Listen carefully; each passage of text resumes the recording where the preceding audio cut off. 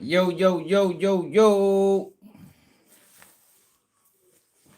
We back.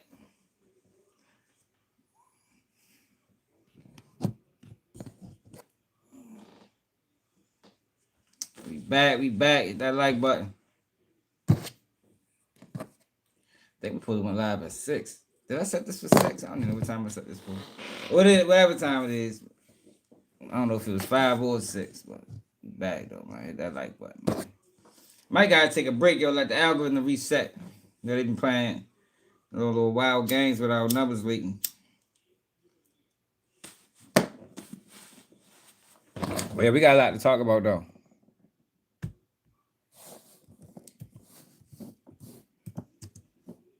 And I ain't been going live like I need to.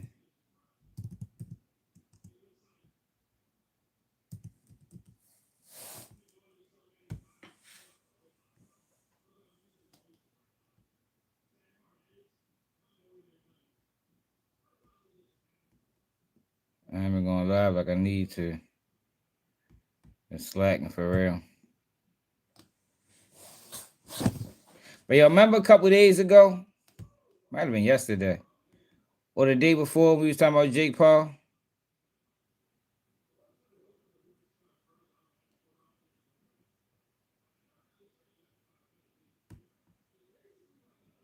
What the fuck Coach Kenny say about Javante Davis and Floyd?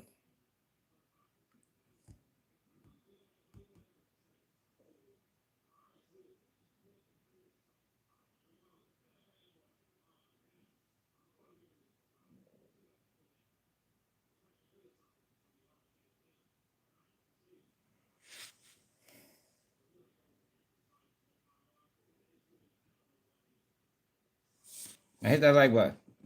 My bad.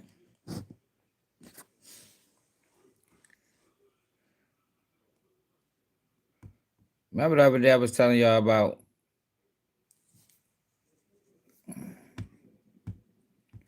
Javante Davis and Jake Paul and how Jake Paul is lying on Tank and try to make it seem like the reason that the fight got canceled is because of domestic violence. And I told y'all that he full of shit. That's a goddamn lie. I'm gonna give you the story about that. That fight. It's a fucking lie. Them people don't care about no motherfucking they don't care about none of that shit, man. They don't care nothing about what you got going on. They worried about the money. They worried about the money, man. And that's it and that's all. That's it and that's all. He backed out because he was scared. Supreme Boxing. Let's go to that page. On Instagram.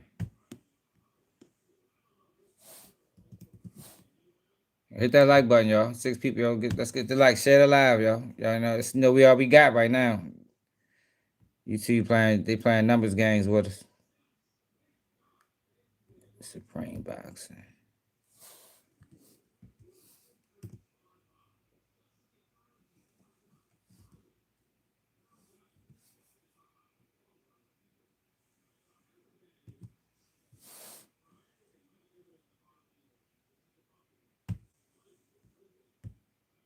We all we got right now, y'all. They playing dumbass games with us.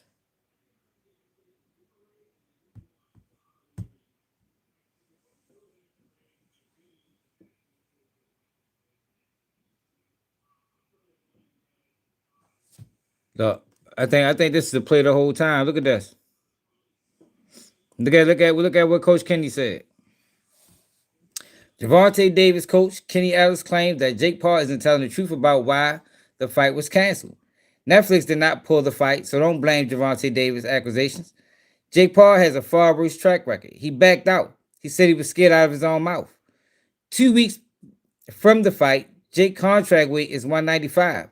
I bet he's nowhere near that fight weight. It was so many games being played. Nah, bro. I don't think I don't think they never was gonna have a fight, yo. Like I think this is a ploy. Yo, they is coming after Gervonta Davis, man. They don't like him.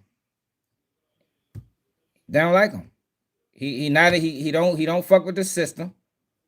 He the odd man out. They don't fuck with him. That fight was real important to us because Man, see the Coach Kenny and Coach Calvin, man. Tank came back home with his bags and stuff, and I was happy because Tank wasn't home because he kept getting to situations and his life changed. Because Floyd, don't get me wrong, Floyd did a lot of marvelous things for Tank, but I already knew this was going to happen before Tank even got with Floyd, before he even got with Floyd. It's just Kenny used to always tell me a fighter like that come every 10 years.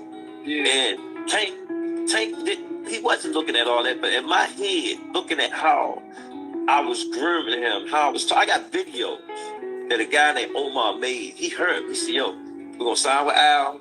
We're going to get with Floyd. And I was just talking. And I didn't even recognize I said it. And that was 5 years before Tank even got where he was at. And everything I sit there and said, man, and people don't understand.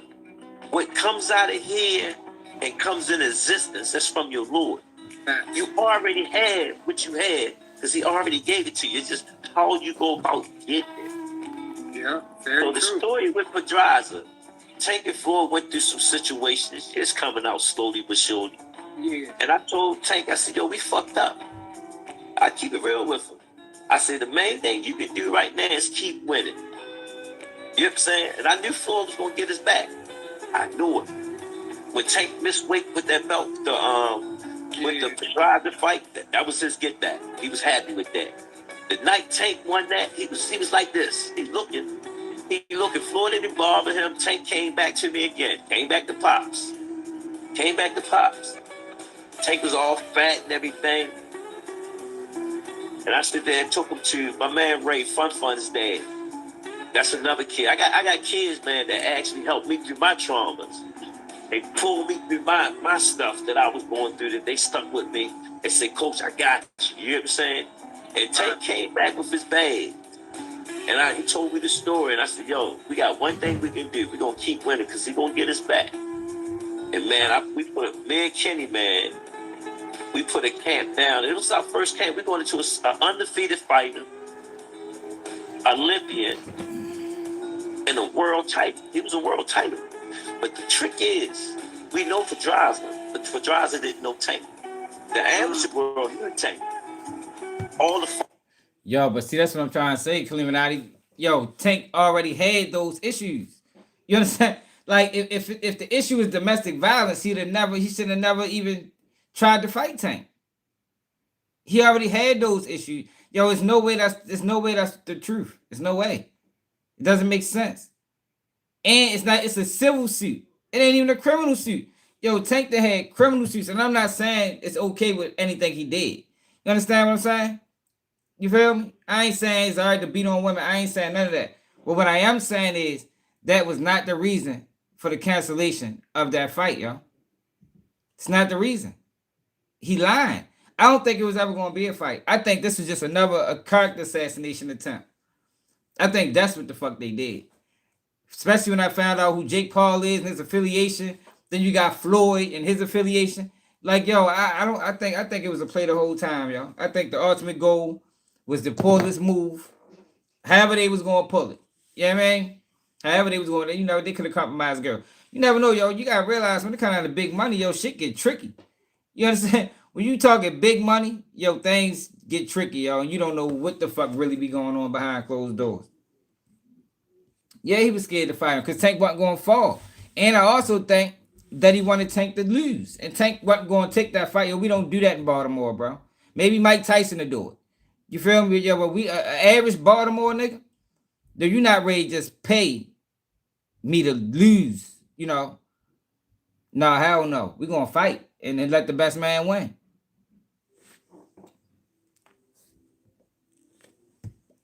fighters in the DM, everybody knew Tank. They knew who Tank was. But there was first time Tank was on this level. So mentally, I had to keep his mental sharp. I didn't worry about the fight because he grew up in this thing. Tank actually born into this boxing game. When we watching TVs and tapes, he was sitting right there with us because he wanted to be around us. He wanted to go with me. I mean, Tank used to get in trouble, so I had to take him with me when I'm working or doing whatever I'm doing. And when he came to me, man, he put the work in. I'm gonna tell y'all a story, man. Tank fainted the night of the fight, and I took him up and threw him in the pool and woke his ass up. And Russ looked at me and said, "Yo, this motherfucking crazy right here," and made Tank jump right back and went to work. That punch that he knocked the drives out with, that's Kenny punch right there. The same, we worked on it. And Floyd was like, this nigga gonna sink or he was gonna swim. Man. Tank only had one spawn. Now, Floyd wanted Tank to lose that fight. That fight was designed for Tank to lose. That's where the issues between him and Floyd really started. You know, I don't know, you know, it could have had something before that. But this really what took it to the next level. Floyd wanted Tank to lose that fight, man. My partner. His name was Dayton. He was my lead sparring partner. The rest of them was the amateurs in the gym. All the kids. Man, watching that fight, I thought I was sitting at my Spanish friend's house, watching it on TV, because that's how we used to go to his house and watch TV. His wife used to cook us food, and we watched. And man, I watched Tank. Everything we did in camp, Tank was doing it in that ring that night. But the funny thing about it, when we was at the weigh-in, it felt like we was by ourselves, because we felt like we was on the B-side, like we was being set up. And Tank came to me, he said, "Yo, we by ourselves." I said, "Nah, Tank, we ain't by ourselves." I said, "Watch tomorrow." I said, "You don't know who I really am, but tomorrow you're gonna see it. All the work that I had done, standing on the corner with the pads, raising money to get up the tournament. The people came out and supported us." That's powerful. In New York City, man, whole Baltimore was in the house. That's all you could hear was "be more, be more." So I looked at Tank. I said, "Tank, don't look at the crowd, but the crowd will snatch you up." So he didn't look at the crowd, he looked up in the rafters. And man, when he got in that ring with that uniform on and started swaying, he said, "He ain't gonna be beat tonight." Yeah. This boy built for this shit. Hell yeah. I said, "Who's built for this?" Man, this nigga put that work together. I couldn't beat him. Some people put my trust into the fuck of my hands. Oh no. I don't know what happened with them, y'all, but Coach Calvin love that boy, man.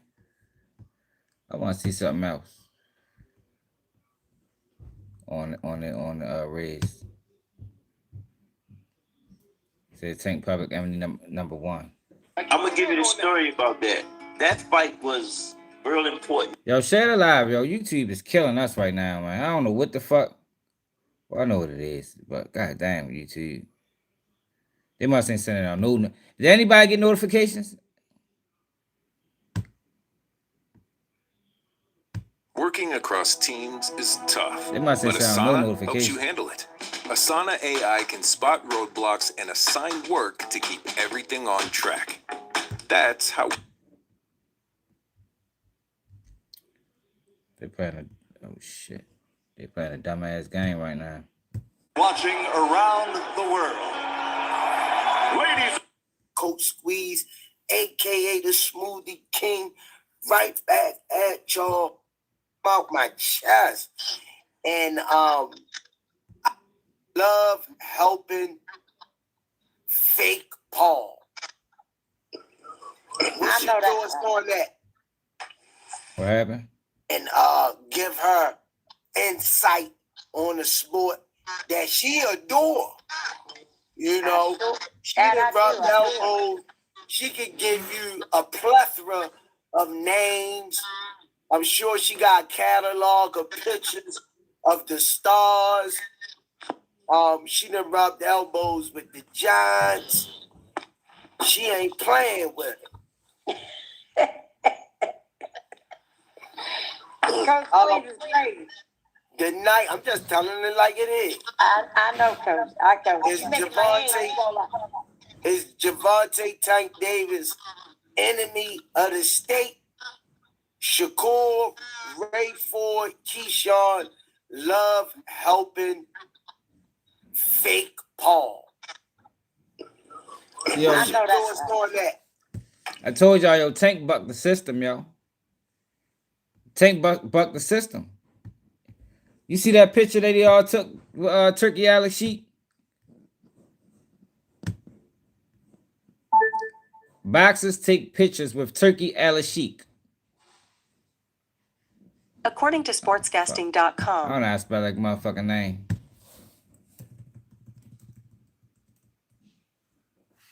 Promoter.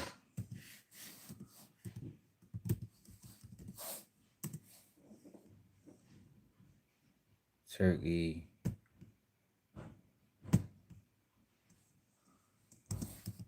Boxer. The fuck, man?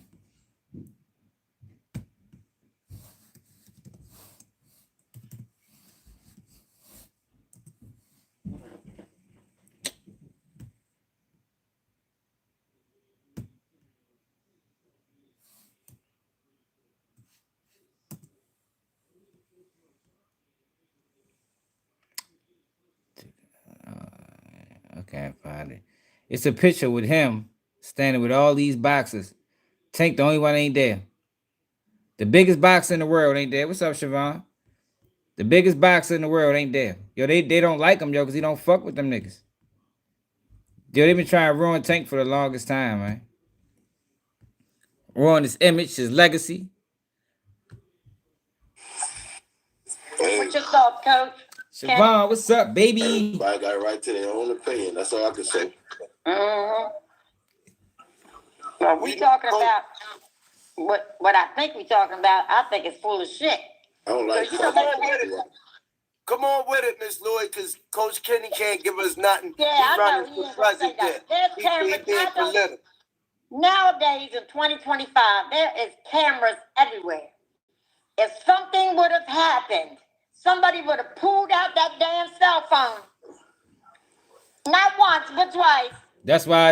Remember, I said that shit was garbage too. Jake Paul is on was on Aiden Ross' platform talking about it's a video of it. No, it ain't. If it was a video of Tank doing what that paperwork said he did, yo, we'd have seen that shit by now, man. You mean tell me Javante Davis went into this girl's job, dragged her out, beat her, did all these crazy things to her. Mind you, it's a lawsuit. It ain't criminal charges. And we ain't got no video yet. No video. And they're using this as the catalyst to drop the motherfucking case, man. I mean, to drop the fucking, to not have a fight. Man, that shit bogus. Yeah, that shit is sad, man. Rest in peace to Bayzee, man. Them places and establishments like that, they got cameras all over the place. Trust me, I know. I've been in them with my son when my son was performing. I've been in. They had cameras all through that place. This wouldn't be a civil charge. This would be a criminal charge. Rephrase that now. And then look, and then he's not the first person that she done this to. This is the second person. I think first person was an NBA player. Oh shit. Yeah. Oh I shit. do my research. I think it was an NBA player. Yeah, she did that to him. I think she got different names or something too. I heard. Yeah. Who, Miss Damn. Lloyd? Who you talking about? How the fuck the Tank nigga up with this girl? She probably a fucking plant. Oh, That's why she keep filing these goddamn lawsuits. Every lawsuit and criminal case she filed was right on par with his next fight. They probably didn't got to her. Remember, I was just saying that. I ain't even watched this. I just saying that she might be like, yo, when you dealing with big money, yo, it's hard to trust people, man. For real. You don't know who you letting into your inner circle. Who you letting into your orbit. Who you letting into your bedroom. They could be the fucking enemy, man. The whole time. Courtney, I don't know how to pronounce her last name, but Tank's ex-girlfriend. Just let it play out, man. You know, I only want. Yeah. Tank, I don't believe none of that. I don't believe none of it. Yeah, at some point, that these vultures, you know, my mother always would say, You only as good as the company you keep. And it took me a while to understand when she told me that. You hang with fleas, you'll get ticks. So, you know, You hang with dogs, you get fleas. Yeah, I had to He fucked that up. take in what she said. It might ain't I might ain't like it, but guess I don't what? even think it's that, yo. Tank don't want nothing to do with these people, man. That's why he been trying to quit for so long. He probably seen something that he thought wasn't right. You know, like I don't know how people is. Like I know the mentality of a Baltimore person. You understand? And we ain't on that. But I appreciate it, Siobhan. We ain't on that. We not really into selling out and playing the game. You know, these people play a game with people. Like that's how media works. It's not real. You understand? But it has real effects on the people that watches it. You know, it has real effects on the people that view these things. But a lot of these guys are playing characters and they just playing an image. They just playing a role. I know guys just coming home the top 30 years of their life to let them know everybody don't care for you. Everybody don't love you. And have your best interest at heart. Audio My only thing is you Yeah, gotta start putting the people around you. He talking too damn slow, man. Come on, Oh, Tyrone. what they sing. He moves. Coach He Quiz. moves accordingly to how he need to move, maturate into that person. They're helping Jake Paul out because I need the uncut, raw version, straight from the beehive when the queen bee trying to keep you out of the honey. I need that version. Can you give me that? I can give you whatever you want, Squeeze. What you want, Squeeze? Let me get off here. Yeah, bye. See you. Yeah, thank you. Thanks for coming on. What do you think about these guys that made a mockery of Boots helping Canelo out, and now they're helping Jake Paul out to try to help him get sharp with Tank? Well, really, nobody can prepare him for Tank. Because Tank can beat Shakur. So, what can Shakur actually teach Jay Paul to do? Be a better, I mean, Shakur, I'm going to give it to him. He's a great boxer. But he is no match for Tank. So, what can he possibly teach Jay Paul? It's maybe the size difference.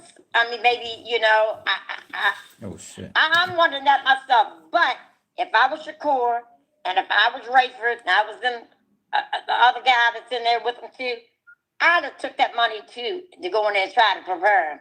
But not me personally against Tank. But I'm just talking about as a fighter. They getting paid for that. They get good pay. I'm sure Jake Paul's paying them good money to lose. To come to camp so he can lose. I don't think that Shakur has what it takes to teach Jake Paul to beat Tank. I just don't. Now, my version of it,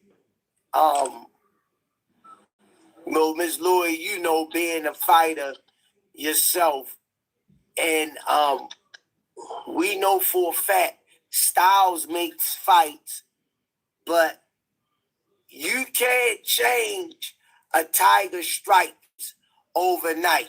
That's number one. So if he can bring anybody in there except Jesus Christ that can help. That's what I see. Or he can't bring Jesus in the camp because he already in the camp. That's right. He's a Holy Spirit. You know what I mean? So what if you can create your own website by saying, this is what I want? With Wix, I ain't really want to go too far in this. I just wanted to show y'all, yo, what the fuck been going on, yo, so people are aware. Oh, that's why he haven't even spoke on this shit. He'll probably just threw with it all together. Like, man, I'm gonna let that shit run. I ain't saying nothing. I ain't putting out no statements. Cause he knows bullshit. He knows bullshit, and he know that he really is. He's not in a winning situation with these, cause they run the media, and then they got their little plants they sprinkle all over the place, like Floyd Mayweather. I mean, we watch these, you see the type shit Floyd Mayweather on. It's just, yo, I told y'all, yo, black sellouts is the biggest issue, man. You got a lot of them motherfuckers, and they all over the place, in every genre, hip hop, entertainment, sports. You feel me? Media personalities, like they everywhere, man. They everywhere. But I wanted to watch this. I wanted to watch this Charliekirk interview before we get to the other topics. Did y'all see this? I wanted to watch this. Just the whole interview. Every single one of you need to say, God, I am willing. Use me. Use me for your purposes. Liberty is God's idea, not man's idea. And you know what? What's up, Kay? After that statement exposed it, just like how when Cameron put out the statement about Adrian Broner, it exposed that, no, yo, hold up, yo, you on some bullshit. You know, at first I thought you really did some solid shit until you spoke on it. Jake Paul, by him putting out that statement and how disrespectful it was, that's what led me to believe, like, nah, this ain't what we think it is. This ain't got shit to do with no motherfucking, because he didn't have to be that disrespectful. He ain't had to be that disrespectful. He could have just said, yo, the fight is canceled. Yo, Tank got some ongoing legal allegations, and, you know, we just think it's best to just move forward. Man, fuck no. This nigga went off. Talking about he's a vile human being and had disrespectful words to anybody that support him. It's like, yo, hold up, yo. This is way deeper than that.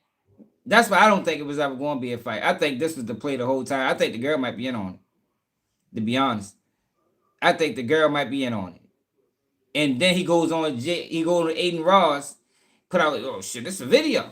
Matter of fact,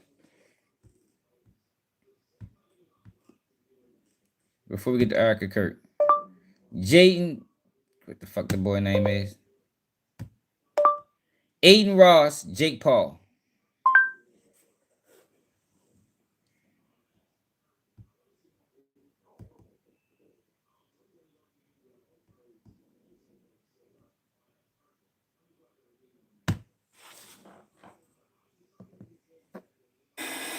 Hey, yo, but she always do it. McFarlane, this is not the first time she did that. She always does it. She always does it, yo. She did it with the Lamont Roach fight. Jake's call me. Like, yo, it's like they compromised her, yo. She working with the enemy. You know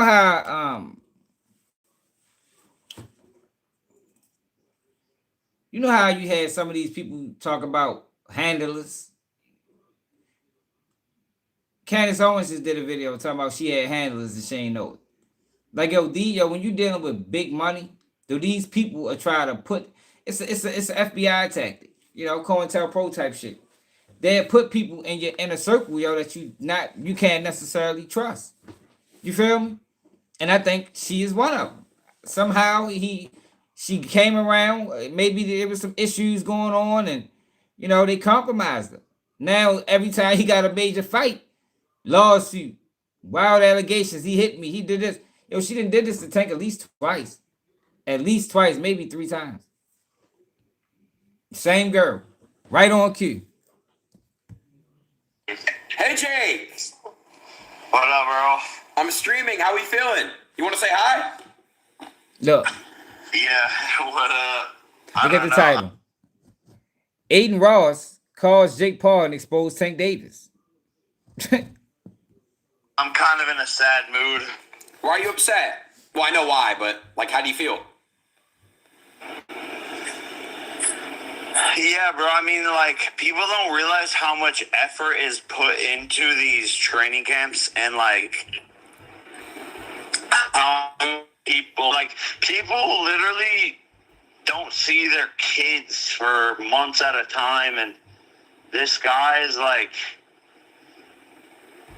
such a piece of shit, bro. He pulled up to Tootsie's and beat up a girl. Now this was planned. You know, they try to make it seem like this just happened. This was planned the whole time. Hey Aiden, when you go live, I'm gonna call up there and I'm gonna talk about Tank Davis and put out a false narrative. I go through the parking lot and punched her in the face, and it's like, bro. Okay. Like, wait, but how do you know that happened? It's a lawsuit in Miami. That's how you know it's a lie. If it was a video, the first thing he would have said was, it's a video of it. See, I'm good at reading people. You understand? If there's a video of an incident, you're going to reference that first. It's a video of it. And in the video, it depicts everything that happened in the lawsuit. You're not going to say it's a lawsuit. You know, because we all know, especially from the Diddy situation, that these lawsuits are frivolous. They made up. A lot of times you ain't even got to know the person. Yo, somebody can file a lawsuit on you today or tomorrow. I can file a lawsuit right now on a motherfucker, and I ain't never had no dealings with him, no interactions with him, don't even know him. It's just a lawsuit.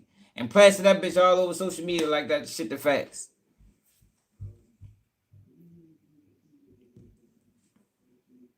I think it was, y'all.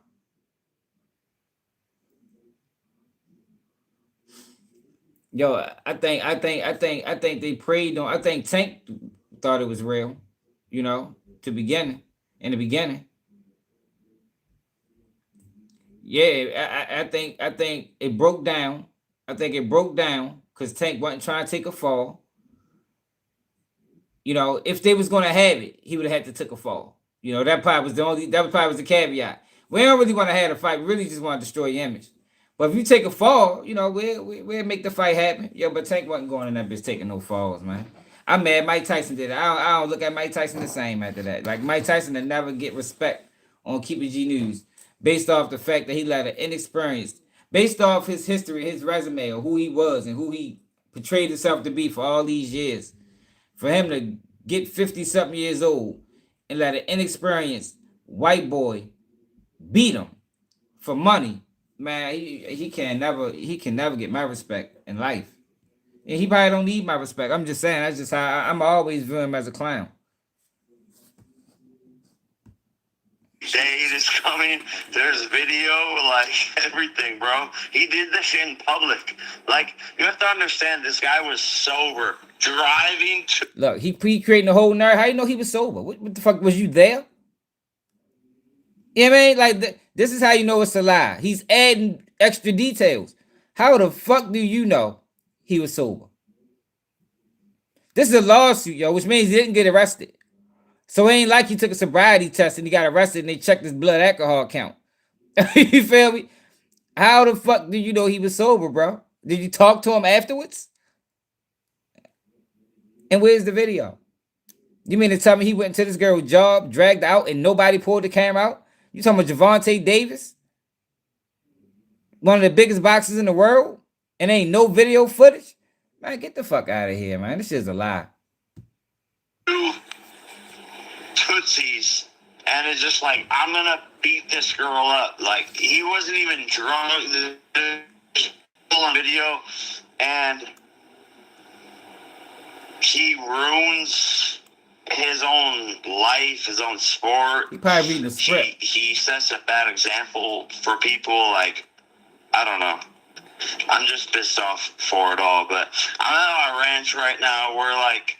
Oh, out. Enjoy, brother. Enjoy that. Are you Are you looking to replacement? Is there a fight not going to happen in 2 weeks anymore? Like, it's for sure not going to happen. I'm guessing. Yeah, no, Survey. not this date. We have other conversations and people that we're talking to, but yeah. I'm sorry, bro. But yeah, I feel bad, bro. I wanted to hang out with you, and no, we're literally here. He's sorry, he's drunk. Shit, who is that? These are my homies. Damn. But we're literally hunting right now. Okay, I'll let you guys get to it, Jake. But I'm sorry. I'm sorry you're going through that. No, it's all good, bro. But I really wanted to hang out, knock this guy out. Like, it's the craziest part about it is that straight up, these guys who are like terrible people have such big fan bases and like rise to the top of. This nigga saying he drunk as a bitch. Like I'm mad we allowed this shit. I don't know, bro. I don't know where he came from even. I don't know where a lot of these people came from. I didn't see him build up his career. I don't even think it's any old, like it's old videos of Kai Cenat on to come up. Is there any old videos of this guy coming up? It's a fucking plant, yo. That's the biggest issue. The biggest issue is that you guys get created and put in position. Not a guy that worked his way up there. You know what I mean? You respect the guy that worked their way up there. But y'all guys are just get propelled for whatever reason. No, that's the biggest issue. Not a guy like Tank that came from the trenches and did amateur boxing and worked his way up and, you know, did everything the right way. I think he just got to a point where he's saying, like I told y'all before, when it come down to the Jay-Z's and the Dame Dashes and, you know, people like to equate Dame Dash fall to Jay-Z being better at business. Nah, that ain't it. Jay-Z just willing to he just willing to indulge a little bit more than the next. You feel me? He's just willing to turn the cheek. You know, he willing to act like he ain't see things. He wouldn't allow disrespect. Same concept. I think Tank got to that level where shit gets strange at. You know what I mean? When it ain't just about boxing no more. It's politics now. And he probably like, oh man, fuck this. A lot of people do it. You know, rappers did it. You know, you got rappers that did one-hit wonders and was good artists and just fell back from the music industry completely. Because Nori talked about the wall, you know. There's a door. You know what I mean? There's a door, man. He don't know what the door look like, you know, but it is a door. And you go through this door, shit gets strange. Or you can fall back from the door, then your career start going in the shambles. You got to rebuild it up another way. A lot of people, or some people is willing to say, yo, fuck that door. Y'all take the steps. You know what I mean? I don't think I'm going through that door, man. I'm fine where I'm at. You know, if I don't make another dollar or be in the spotlight to this capacity ever again in life, yeah, I'm cool. Y'all can have that shit. Because if I gotta sacrifice my morals and principles to get there, then yo, is it worth it? You understand? Yo, what they say in the Bible, yo, what it costs for a man to gain it all but lose his soul. You feel me? Is it worth gaining it all to lose your soul? Now, some people it is. You know, I was talking about on one of them IG posts, I was talking about they were talking about Krishan Rock and you know the situation that she got going on with Lemmy and all that shit. It's like, yo, she played the game. She don't want to play no more.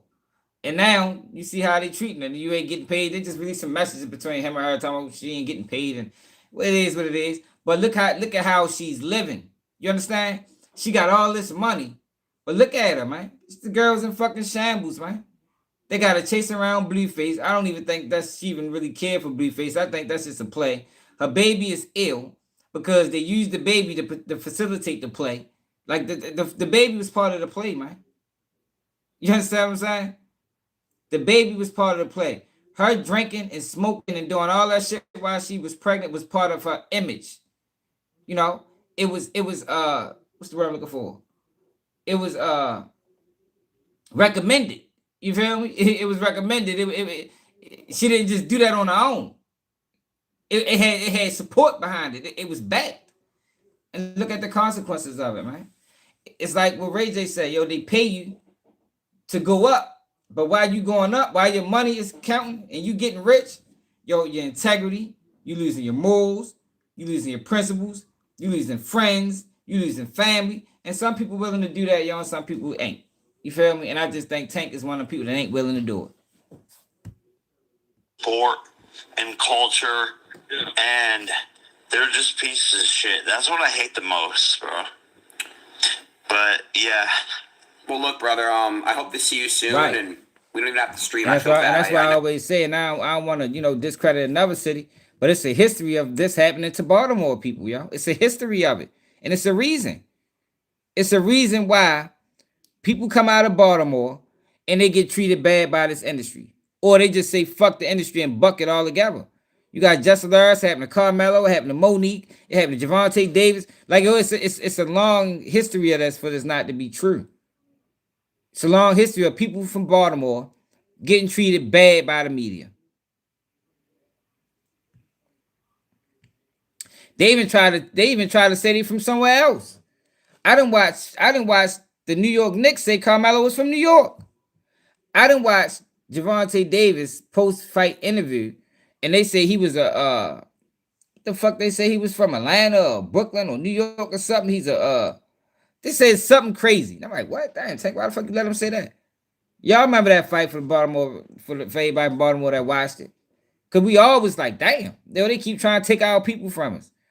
You feel me? Like, and they be trying to take our people from us and make them from somewhere else, man.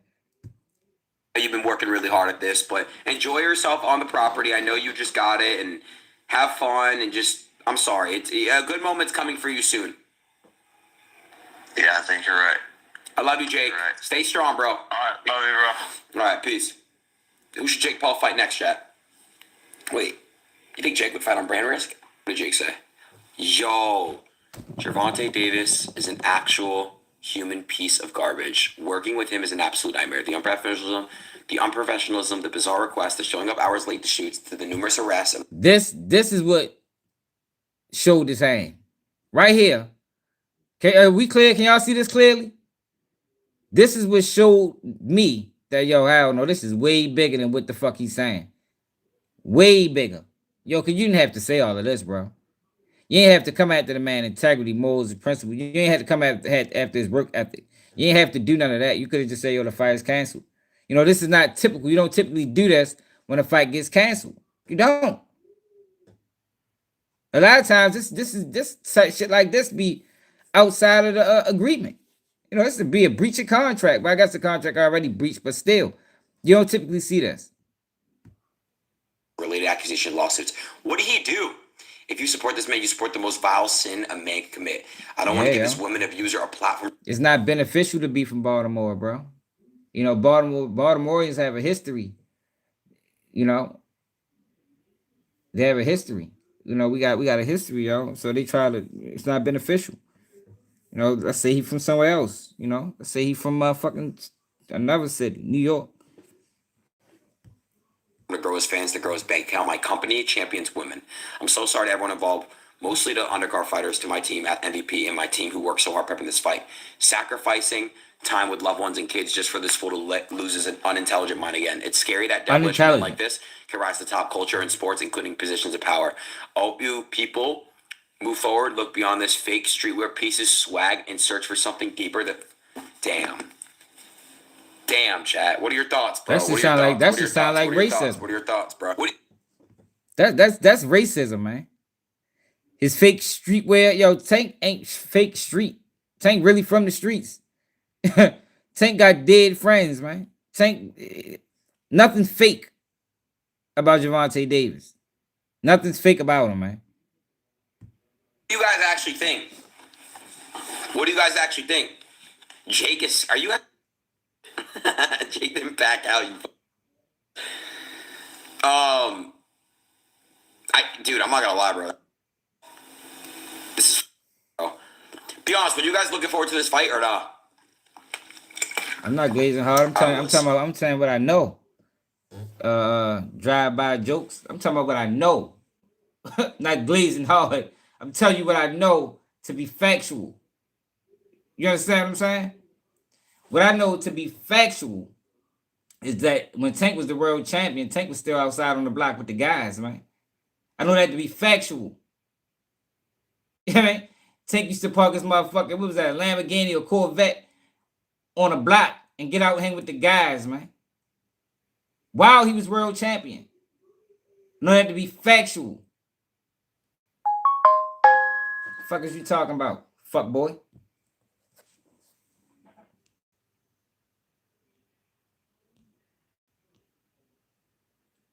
People that can vouch. I can call people. I think Jake wins that. I think he wins that fight. Do you agree with it? Well, here's the thing, right?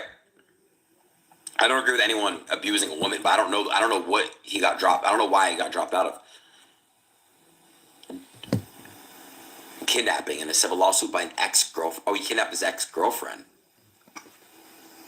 He kidnapped her. And they say this happened on October 27th.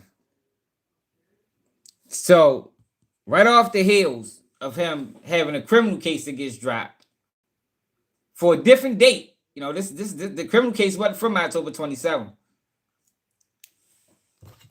Hold on. When the fuck Tank got arrested?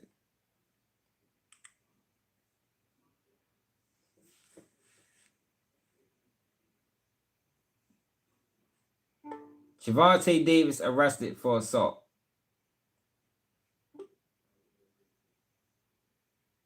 Gervonta Davis was arrested twice, once in 2025 and again in 2022 for domestic disputes. However, both cases were dismissed. In 2025, the ex-girlfriend and her mother refused to cooperate, and in 2022, the alleged victim said she made an unnecessary call.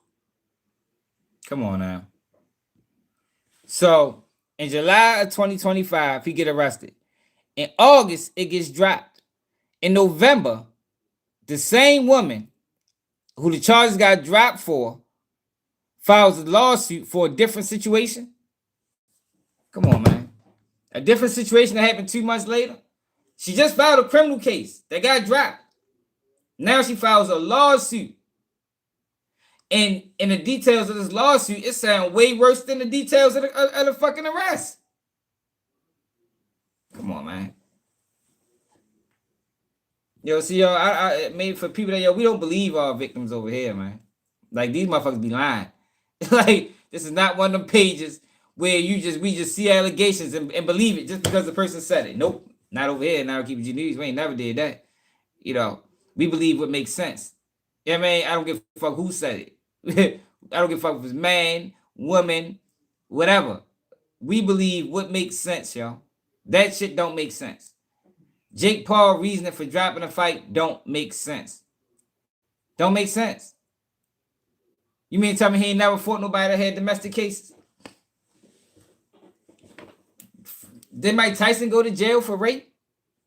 Mike Tyson, and I ain't saying he did it or not, but what I'm saying is Mike Tyson went to jail for rape. And he had to fight with Mike Tyson. So you mean to tell me just because of these domestic violence cases or lawsuits that this the reason the case got dropped? Man, fuck out of here, man. Yo, we don't believe nonsense, man. We don't believe shit just because people say it. Not over here. Oh, wow. Yeah, he was scared. Oh, wow. Well, I don't know too much about the situation, obviously. We know everything about the situation. Damn. You know everything about the situation. What do you guys think, chat? What do you guys honestly think? You guys tell me what you guys think. December 2023 run? I don't even remember what that was. What do we do with December 2023? And your Joe? Bro, you guys don't. All right, let's get off of here. I just wanted to highlight that, man, because, you know, the truth's going to be revealed. I want to talk about Erica Kirk. I ain't watched that interview yet. Like, we got to watch this. What the fuck going on? Nobody does what we do at Turning Point USA, but it starts with all of you. This is about saving Western Because I ain't gonna civilization. lie, I agree with Candace Owens when it come down to the death of yo. And I ain't no fan of yo or none of them, no shit like that. But something ain't right. I don't even think she's right, to be honest. You know, now Candace Owens ain't gonna go that far because, you know, she's still, you know, she had a lot bigger platform and, you know, all the other shit. I ain't saying that she participated. I'm just saying shit don't look right. None of it does. Sadly, we just started getting word just a couple of moments ago that Charliekirk has been shot. The cries of this widow will echo around the world like. And I'm gonna tell you this, yo, a lot of these white women, yo, are very motherfucking deceitful.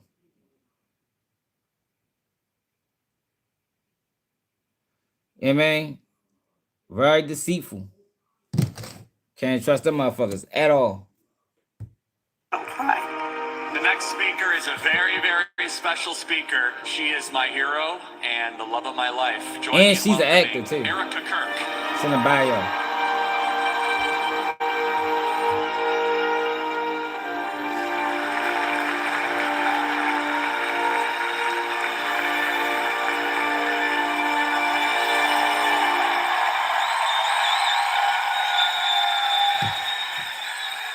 For over a decade, one movement surged through college campuses all across the country. What started off as a small group of conservative debaters turned into one of the most influential organizations in American politics, Turning Point USA. And the man behind it, Charliekirk. Charlie's star grew, but his mission stayed the same: empower young Americans to embrace faith, freedom, and family, and open debate. But everything changed on September 10th. Yeah, I mean, Charlie's death was a turning point for the country.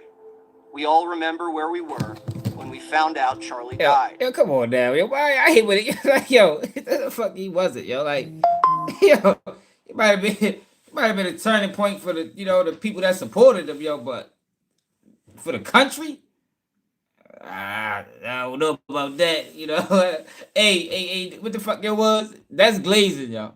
Drive-by jokes. You feel me? If you want to say anything is glazing, that's what the fuck glazing is. Because I don't know what he talking about. I think it's a large segment of the country that didn't give a fuck that Charliekirk died. You understand? My thing was, when it came out of his death, is he got killed for speaking out. I don't think anybody should be murdered for speaking. You understand? But this is America. You feel me? And we have a long history of this shit. So it wasn't surprising. You understand? Wasn't surprising at all. What's up, Malcolm?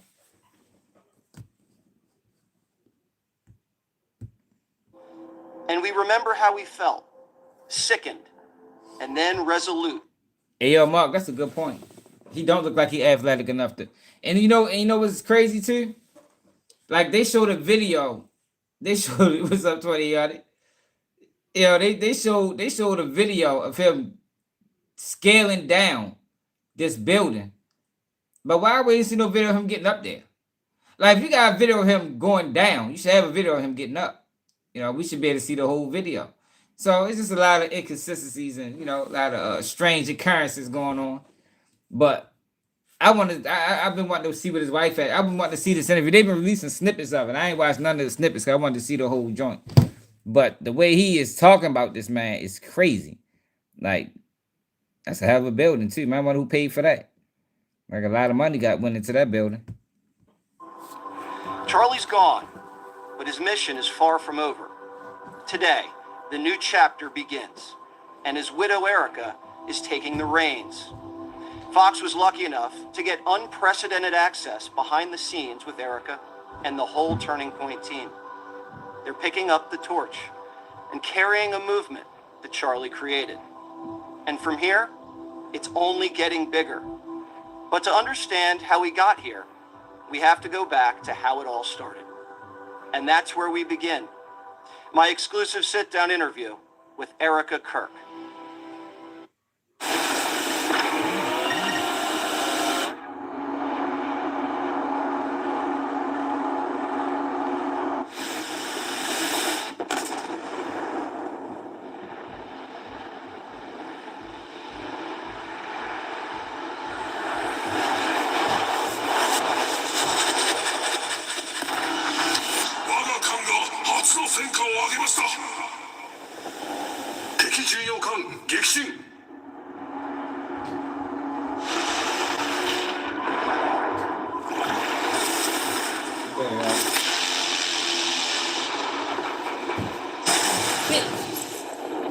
bad, y'all. Y'all done fucked my damn. I got in an accident at work the other day, y'all. I ain't need to tell y'all, did I? Fuck my damn. I just banged my fucking knee. My knee been hurting for days. I ain't need to tell y'all somebody rear-ended me at work. But now the commission, man. Fucking neck hurting. Shoulder hurting. All fucked up. Yeah. But let's get back to the regular schedule program. Hit that like button, yo. Share the live. Hit the cash app. Support the platform. Shit. Me already, man. Bang that bitch. Who was Charliekirk? I can't help but smile when I hear his name or say it. Yo, see, it's the shit that be pissing me off, yo. Why you got head of theatrics? Like, like, why do you always gotta do that? Like, why? Open your eyes, please. Jesus Christ, man. Like, open your eyes up so we can see you. You know, I don't like look people in their eyes when they speak. Like, I hate when people look down and look another way. Yo, a lot of times, you know, to me, that's like a red flag. Now, I ain't saying it's a red flag in this case. I'm just saying I would appreciate it if our eyes was open. The love of my life still is. Phenomenal father. Like, we don't need no theatrics. Incredible man. Good friend. I think it's enough, you know, if your husband was murdered. I think most people could, you know, could identify with that when it comes down to the emotion of it. Like, you don't need to add extra to it. You know what I mean? Just, you know, speak. Very loyal. He probably is, Ray J. He had a great dry sense of humor. He built something so incredible. And he was a bridge in our country. Yeah, saying that too, man. He had the gift of communication.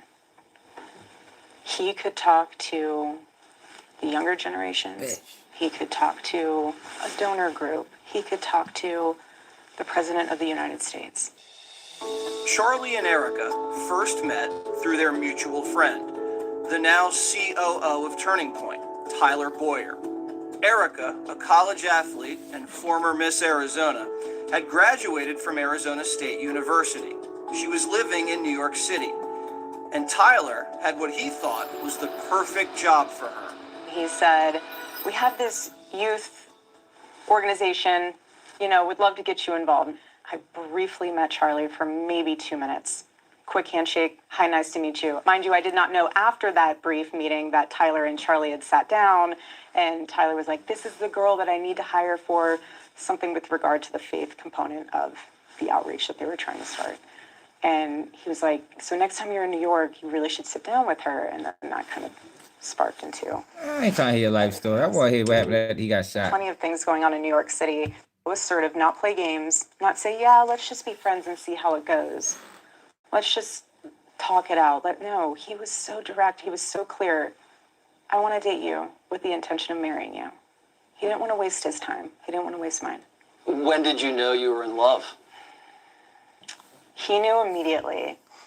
And I knew there was something there. Home is here for you when you get home. Dinner will be ready whenever you're ready to eat. I will never make you feel guilty for pursuing what the Lord has put on your heart. Did you know right away that Charlie was destined for something larger than life? Charlie has a great disposition about him. So I knew that he was never going to be just, he operated, everyone knew this, the way he operated his life, he wasn't going to waste time. He wasn't going to waste the one life that the Lord has blessed him with. When you get married to someone you love, you never think, oh, I mean, at least we didn't, what our future was going to look like. It's not that you sign up for something. You just marry the love of your life, and however that unfolds, it unfolds. And we both have very similar understandings, and I knew, obviously I knew his life would be important. All of our lives are important. But all I cared about was loving him and being a wife to him, being a mother to his children. That to me was so much more important. Everything else, I could care less. Charlie was so disciplined. He had his routine. I know. He worked out. He did. He did his reading. Yeah. Are you now stepping into that? him and I are very similar from the standpoint of making yourself a better person as life goes on. We all live many lives, and we all are constantly All right, what it is. at least Charlie and I, we're constantly trying to improve ourselves. Hey, yeah, Ray J, I ain't want to highlight that was a wild answer. He knew right away. Yo, said she was his handler. She might have been. She might have been, yo. She might have been, yo. Like, yo, they really do assign people handlers out this bitch. Did y'all see Kanye apologizing to the rabbi? Did y'all caught that? Niggas is crazy. Oh, Lord, yo. Yo, the money game is a dangerous game, boy. I'm trying to tell you. I don't think everybody... That's why everybody don't get rich. I don't think everybody's cut out. Not even just for money. Just the entertainment game. I don't think everybody cut out for this. Because I've been flipped. I'm trying to tell you, you not ready to play with me on no way, no level. None of that. You heard me. If I think something and this is what I believe, I'm not apologizing for it. You know. Now, if you take it the wrong way, I might apologize for how you took it. You understand? But I'm not apologizing for what I said. You know, not if I believe it. Now, if you can prove me wrong, then hey, you know, I will apologize because they know I'm not above being wrong. But if this is what I see, and there's evidence and proof to back these claims up, then yo, I'm not apologizing for shit. I don't fuck how you take it. You hear me? Yo, the truth is uncomfortable, man. A lot of people can't handle it. We always worked out. We had the same trainer because him and I were athletes. It always goes back to the basic and simple things. He loved eating clean. He loved all of that stuff. But something that was so powerful about Charlie is that he mastered self-control. He mastered, he would say, know your nature. He mastered that. He perfected that. From the standpoint of, yes, he was very hard on himself. I have the journals to prove it. Very hard on himself. But he held himself to such a high standard because he wanted the people that were around him to be better also. And he wasn't going to be a leader that told people what to do and not do it. He worked so hard. He did. He was the hardest working person in my business I've ever seen. Damn. Was that hard for you guys to balance that work? Yo, come on now. Family? The hardest working person that you have ever seen? And I'm willing to bet he's been around for a very long time. So, yo, what the fuck? Hey, well, what it is? Yo, say he's the hardest working person he ever seen in this type of space. Maybe he was, man. I just think that is a bold statement. I wonder how everybody else in this space feel. Like, damn. Niggas might gotta step it up. They may get to Charliekirk level. So when we first started dating and when we were first married, we would travel everywhere together. We were on the road 350 some days out of the year. And then once we had our first child, it was an adjustment period because I wanted to be home with our little one. But he was so good about always wanting to come home. Always wanted to come home. Damn. And I wanted to make sure that he wanted to come home. Again, that's why I never said, what are you doing? Son? Why are you gone? Why are you traveling so much? What son is that? The young son? I never had those questions because I knew his heart and I knew what he was doing was so important. And he always included me in it. And there were times where I would go to his events and there were times where I wouldn't, but it was a family. They never specified that. So I never once was threatened by that because I was a part of it. He wrote you letters. Charlie wrote you letters. I know. Every week? Every Saturday. So he would turn his phone off to honor the Sabbath. He would come in, open the junk drawer. Everyone has a junk drawer. Open the junk drawer, said Shabbat Shalom, put it in there, turn the phone off, slam the door, and he felt so free because he was unreachable for 24, 48 hours.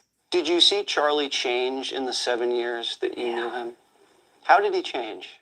When he became a father, and you know this. Oh my God. When you become a parent, it changes you. When you become a husband or a man who, he mastered himself. He became more tranquil. Yeah. It's a job, and I was asking all these questions. Let's look at some of those. Okay. Just blown away. I'm glad we didn't embarrass him too much there. Yeah. We saw these clips go viral afterwards about him being a father. Let's look at some of those. So fun. That was a great day.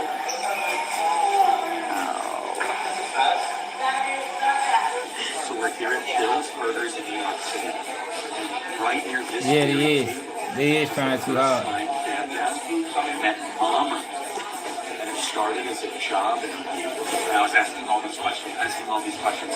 Philosophy, religion, Jesus. So fun. He was so fun. What kind of relationship Man, did he what have the with fuck? each child? That's supposed to brought her into When tears you right ask there. that, I can't get this image out of my head of, this feeling too, where you see your husband come home, or you as the father come home, and the kids just run to you. I His ain't like that relationship shit. with them was so precious. Some 'cause they're women so don't like that little. shit for So real. it's not like you're teaching them They these get amazing jealous. things, but somehow he still found a way to incorporate it in Probably hated that shit. little ways. But I'm here all day with the kids. his And they happy relationship to with see them him. was so pure and precious because you see him being on stage in front of thousands of people, commanding the presence, telling them all about Western civilization, telling them all about what's going on in the world, telling them why they should care. And then you see him come home and just be a dad. Go play with them in the pool. Love on them. Tickle them. Play with them. Like, even if it was just with his stuffed animals. Play with them. What do you see of him in the them? kids.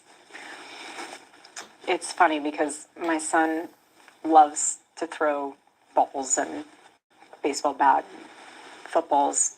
And my sweet daughter, she's starting now to want to say little speeches. So we all are sitting there to listen. But you know what's so sweet is that my daughter's starting to want to put our son to bed at night in his crib. And so it's very meticulous of how it's done. So it's a little bit Charlie of like making sure that it's the right rhythm. And we put him in the crib. And then I say, okay, mommy's leaving. And she sits there and I just watch her on this video of singing Jesus Loves Me to him. And that's the song that Charlie would sing to her. Never said, okay, no, you need to sing that to your brother. So I feel like it's little moments like that where I'm like, that's you, Charlie. That's you. You're there. You're very protective of your children's privacy. Yes. As Charlie's profile grew, were you concerned? We live in a day and age where the internet feels so entitled to everything. Why are you doing this? Why are you doing that? Explain this, explain that. And we live in a world where children don't even have a childhood anymore. Why are you posting a photo of your kid so that you can get $50 off a stroller? That does not make sense to me. Crazy. If you can't afford a stroller, buy one you can afford. That makes sense to me. But to use your child or a photo of you standing in the bathroom embracing them specifically and you have 500 copies of that same pose. Nights, but you all get to know that you're doing something rewarding. That is not just, a career and you check the box. Wouldn't have mattered anyways if you wore a vest. Erica's mom was dealing with a medical... Stuff on campus is heating up. You see people on campus coming on with guns prior to the event that happened with Charlie, the assassination with Charlie. And so I know that, you and I even talked about how I used to say, Man, I don't even think she. Charlie, have you ever thought about I don't think she's. I don't even know what the fuck this is. I don't know what the fuck this is right here. It sounds like it sounds like she promoting herself. I don't. This don't seem too much like a memorial, or remembrance. This don't seem like a remembrance to me. Another DC gig. This is about saving Western civilization.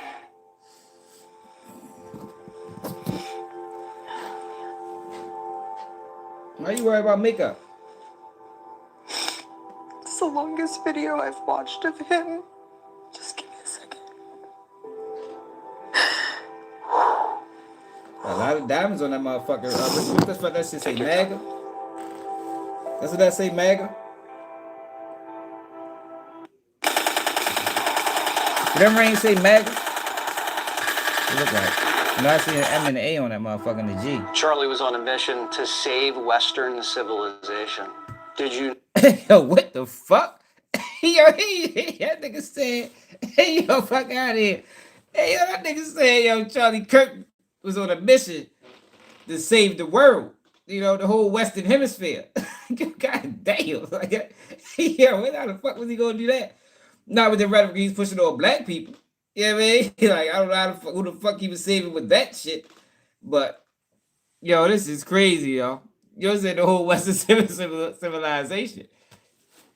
Damn, I want to hear him say that again, yo. Guys, that shit was crazy. Guys, sometimes on social media, y'all, when you hear these things, you know, people ears can play tricks on them sometimes. So it's good to hear it again. You feel? Just to make sure this is what he actually said, because this is crazy.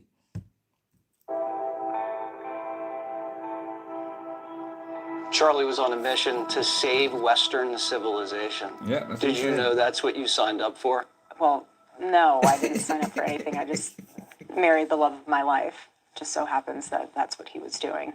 Tell me about the day before the shooting. He was at the office, and we were going to meet for dinner beforehand with a dear friend of ours who I wanted to just be with us and pray with us before the event.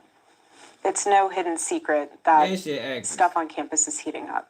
You see people on campus coming on with guns prior to the event that happened with Charlie, the assassination with Charlie. And so I know that, you know, you and I even talked about how I used to say, you know, Charlie, have you ever thought about wearing a vest? He would nod to that and be like, you know, I've looked into it. But he would always say, if they're going to get me, they're going to get me. He wasn't afraid.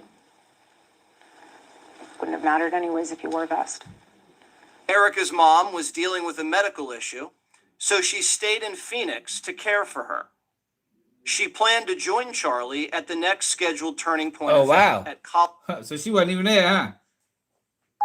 I wonder if she made every other appearance. I wonder if she made every other appearance and just happened to miss this one. It's just me, just wondering. Now, where the Charliekirk supporters at? Is she normally there, or did she just happen to miss this day?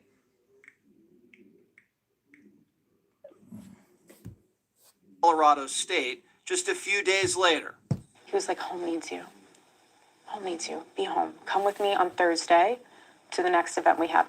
And so for him, that night, he was so excited. I mean, he just was like, I can't wait. It's going to be the best. And he got up around 2:45, 3-ish to go into the kitchen to grab a snack. And our daughter had woke up around that same time. We live in a small space, so you can kind of hear when everyone's kind of shuffling around. And so she came to our room, and she stayed in our bed. And he always loved when Gigi slept in our bed because she's, you know, little ones, they like curl up inside of you and like they're just nuzzled in. But you also know that it can be very acrobatic when a 3-year-old is in your bed and somehow their feet end up on your face. So I said, I want you to have a good night's sleep. Go ahead and sleep in her room. And I'll turn the air down so it's nice and cozy in there. And I just want you to get a good night's sleep so you can be amazing tomorrow. And so Gigi and I stayed in our room. And that morning he woke up super early and he came into our bedroom, into the bathroom, because that's where his wedding ring was and his necklace. And he came in and he grabbed that. And then he left. I didn't even get to give him a kiss goodbye. Click here to subscribe to the Fox News YouTube page to catch our hottest interviews and most compelling announcements. Man, I don't know. That interview was garbage. What the fuck Candace Owens had to say about this shit? What the fuck? That's just like that shit was promo. The fuck? And they motherfucking promoted this shit out there. That interview fell flat. I don't even understand the point of it. What the fuck was the point? I know she's not gonna go in on her.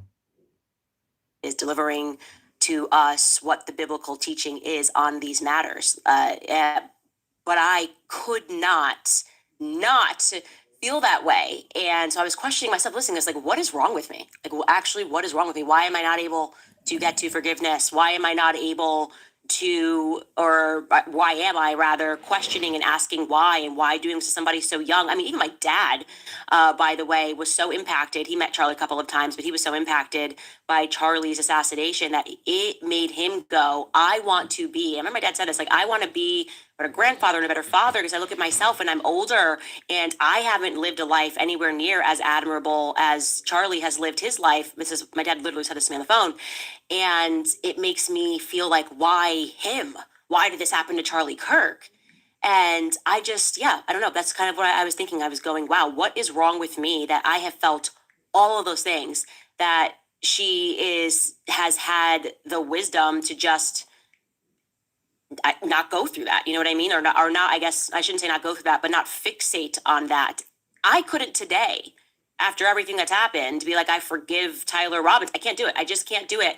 And I think maybe if I'm assessing myself and being hypercritical of myself right now, it's because I cannot forgive until I know what happened. I don't know what I'm forgiving, actually, until I know what happened. And this might move into what we're going to get into later, where that man got backdoored by a turning point, man. It's obvious. Like, somebody just come out and say it, Candace. Yeah, I mean, I guess she can't say it, but it's obvious he was backdoored, man. They backdoored him, just like most assassination attempts. You feel me? Like, you can just base that shit off of history. Most assassination attempts in America is a result of somebody being infiltrated, your group being infiltrated, and being backdoored. Like, what the fuck? Fucking that keep flying around. That's how it normally goes, man. That's how it normally goes. Answers the question, we're going to get to it right now, actually, of whether or not she believes that they have caught the true killer of Charliekirk, right? Do you believe that? The person that we have in custody, is that the person that pulled the trigger? Is that the only person that pulled the trigger? Anyways, I want you to hear it directly from her and not me recapping what she said, or reiterating it, rather. It's gone viral because of what she didn't say, to be honest with you. Take a listen. Do you think they've caught your husband's killer? So, something I'm so grateful for is that we have one of the most incredible teams for this case. I would never wish it upon anybody to have to go through what we are going through. To have seen the autopsy report, to have seen the different evidence portions that have been collected, I trust our team. So it's not a straight yes or no, and the implication could be that she trusts the team to find more or to get answers, or if this is not it, to tell her what the true answers are. And I think that's why this is going viral, because they're going, okay, does she actually believe that Tyler Robinson acted alone? And obviously Jesse is not going to push her on that, because it would have probably felt more like an interrogation rather than just sitting down and speaking through some of these topics that are probably hard to talk about in general. But I am hopeful that what she's implying is that she trusts her team to do the due diligence. She says that she has seen the autopsy report. She has seen certain things. Obviously, we have. Did any of y'all get notifications? Or y'all just came over? None of us have seen the autopsy report. And I don't know. I didn't know what to make of that. Is she saying that there's more that's going to come out? Is that kind of a foreshadowing that more is going to come out and things are going to be clear? I hope so. I really do. Because in terms of what the public has seen so far, I would say nothing has been convincing. And I'm trying to imagine what they would have that the public hasn't seen that could be sort of a smoking gun. And in theory, it would be the footage, right? Tyler Boyer said, we have footage in 4K, all of the stuff when he was tweeting. And similarly, not the university, but somebody else was saying that, at every angle, every area of the university is covered. Their excuse for not showing the public was they didn't want it to in any way impact the case. Do not pay your next car insurance bill. Repeat, do not pay your bill yet. So I found this. That has never made sense to me. That excuse has never made sense to me. In fact, I would imagine that when there was a manhunt going on before you're even thinking about the case, but rather thinking about keeping people safe, that would have been a good time to drop some clear footage of the individual. But it's possible. It's possible they have actual clear footage of Tyler Robinson jumping down onto the rooftop and firing the shot. That's all possible. Yeah, but see, this thing is killing me with Candace. She's doing all this extensive investigative work, right? And I watched a lot of these videos. Maybe I missed it. Yo, but where's the footage of him going up there? Like, yo, if you want to question anything, yo, I think that's the most obvious question. You got a footage of him walking up there. You got footage of him walking down, getting off the roof. You got footage of him walking down the street. Why isn't there any footage of him climbing up there? Did he use a ladder? Did he have a boost? You know, did he use a crane? How the fuck did he get up that bitch? Like, where is that footage? And I haven't heard her question that yet. And so we're just going to have to wait and see on that. Now, I'm going to say, personally, and maybe even selfishly, probably selfishly, again, I'm fallen. I am very fallen, obviously.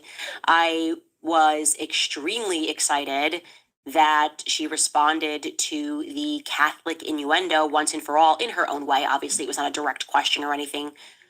But two things happened here. One, you probably didn't catch, which is behind Jesse and Erica as they're walking backstage at the University of Mississippi event that they headlined. There was a priest. Look in the corner there. I know a priest collar when I see one. Yep, that is the same priest that she took with her to the hospital when Charlie was shot. And I don't know. I am maintaining that I think this may have been about more than the architecture.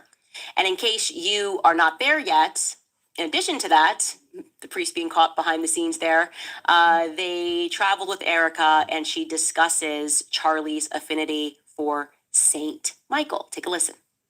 When we first started dating, I asked him, I was like, why don't you wear a cross? I was like, why? You say you're a Christian, but you don't wear a cross. He's like, I don't know. I'm not a jewelry guy. And I was like, I understand. So for his first birthday present, I got him this cross. And then throughout time, I would always add different medals to it. And so he loved St. Michael. And so, yeah, every time he'd put this on, he just felt like it was his. Man, she was a part of the story, man. I'm going to say it. Are we done here, guys? He felt like St. Michael was his armor. Okay. Now, I wanted to point that out because in retrospect, I get more and more just amazed and upset at how vicious and cruel and unnecessary people are. Just all of the videos people made when I wasn't even mentioning it as a big deal. I was doing a tribute video to Charlie and being like, we were all hoping that he was going to take the step and become Catholic, gave no details. And the next thing I knew, Operation Christian Zionist Influencer was, while I was in a state of trauma and grieving, coming after me and saying that it wasn't true. And I don't think any of them have made videos since clarifying that no, Candace seems to have been telling the truth, because who cares about the truth when you can just like dunk on Candace? But I thought that was a very natural way to kind of respond to it. And, you know, she's probably not going to give us any more because she doesn't have to give us any more. Like I said from the beginning, he didn't convert to Catholicism, but it's just kind of okay for us to tell the truth about where he was at on his spiritual journey. I don't know why that's a big deal at all, outside of just hating Catholics, which is what I am receiving a lot of that as.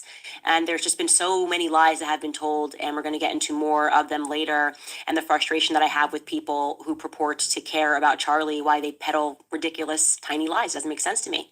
Anyways, but keeping with Erica's interview, she was asked directly, and this is probably the most viral moment from the sit down, about how she personally feels about the conspiracy theories that are circulating regarding his murder, and here is her answer. There's other theories swirling around about Charlie's assassination. Right.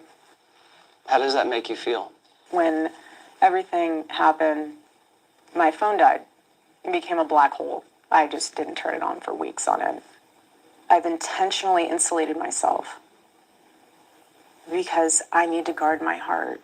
Oh my God. Let's get a line. And I need to be there for my kids. And I need to be there for Turning Point. And what I've realized through all of this is that everyone grieves differently. Everyone is trying to figure out, and I don't blame them, how does this happen? How does somebody become so radicalized where they can justify this in their own head? We just lost one of the greatest voices of our generation. Damn. Why? How? What's behind it? Like, everyone's trying to process this. And I respect that. But where my heart is just asking for some grace is for the ones who were there that day. They have to relive that every single day. He didn't die in a car accident. He didn't die from cancer. He was assassinated.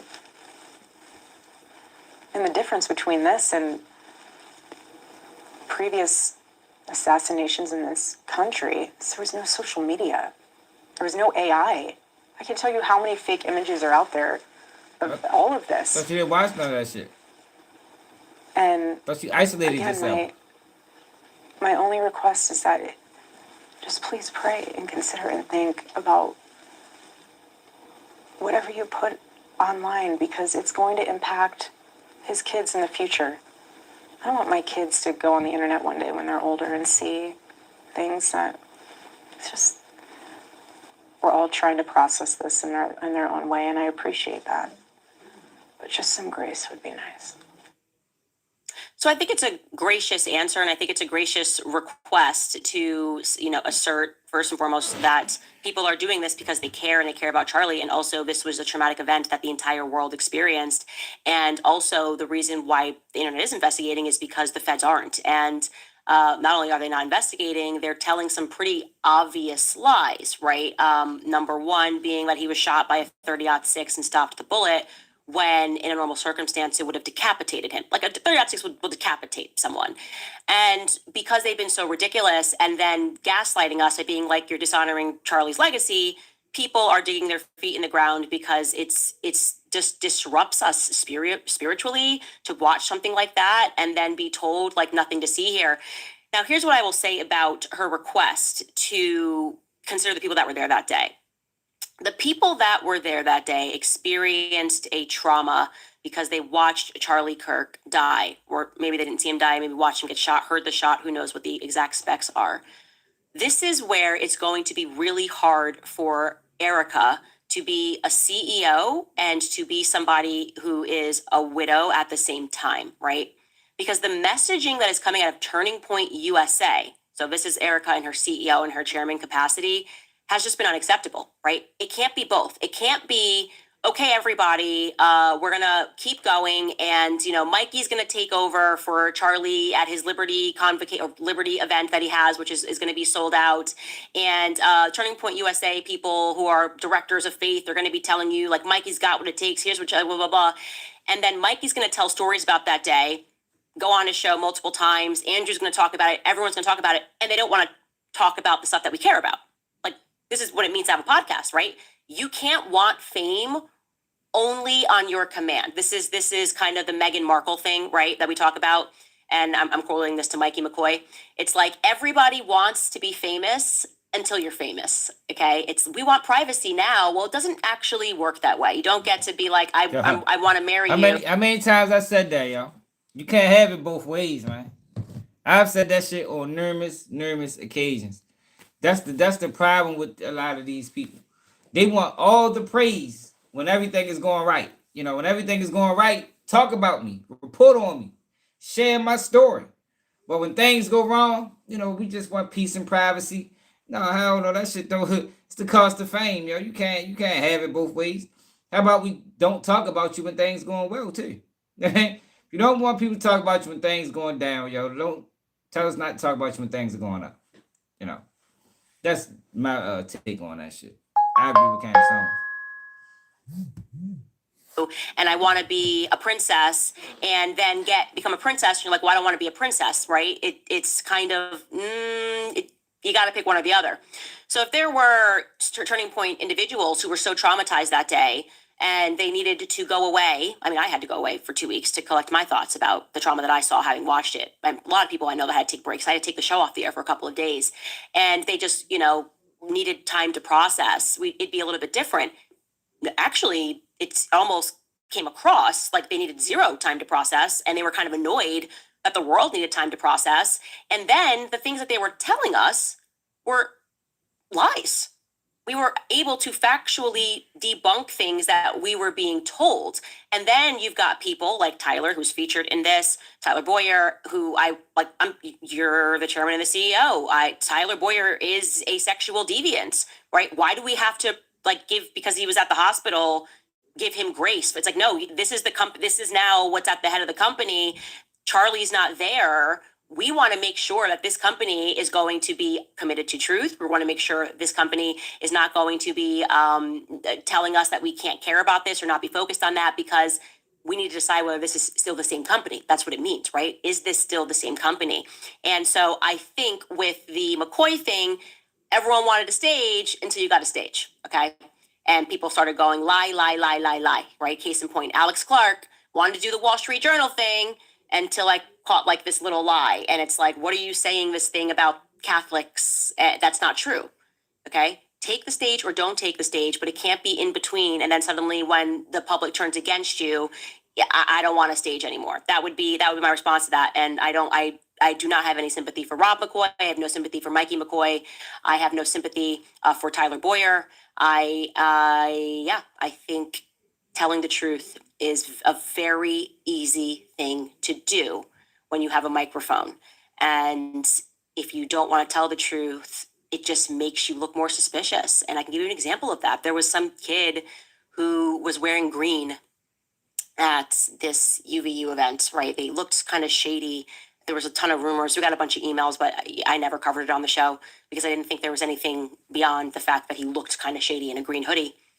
And I think it was yesterday, Sam Parker was like, who are these guys? And I can't get a clear image of this person. I then respond to him like, here's a clear image of this person. The actual person wearing the green hoodie then responds very quickly. He's like, that's me. Sorry, I dress weird. I think he's on the soccer team at UVU. And that's it. It's over. And nobody is talking about the green hoodie. Here he is, Colby Sessions. Hey guys, this is me. My teammate and I were just on campus to get food and stopped by the event. We always wear silly stuff like that. Sorry guys. That's it. How easy, right? How easy. He's not like, I'm a victim. Call a lawyer. I can't believe somebody asked a question. I can't believe there's interest in this event where an assassination took place. No, people are asking because they're well-meaning, and he just comes right back and answers it, and it's over. That's how easy, that's how quick, that's how painless it is when you simply tell the truth. And I just don't feel that anything that's been easy to clarify has been done. And it can't be because they're in a state of mourning, because they were back on their feet the next day and giddy and sharing memories and talking about what happened on that day in detail. So, except they've been plotting that man death for who knows how long. But have y'all been seeing what the fuck been going on with Tony the Closer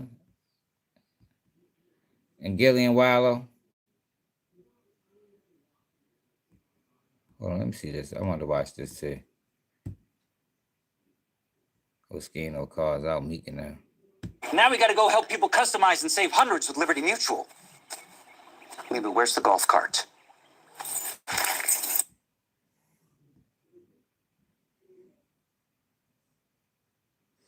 Yeah, about what though? What's up, David? He said she was a I was reading scammer. the comments. Oh, Skino, you're bitter. Maybe so. Kicked off the tour, lost a lot of money. Yes, I did. Who wouldn't be upset about that? You lost money, right?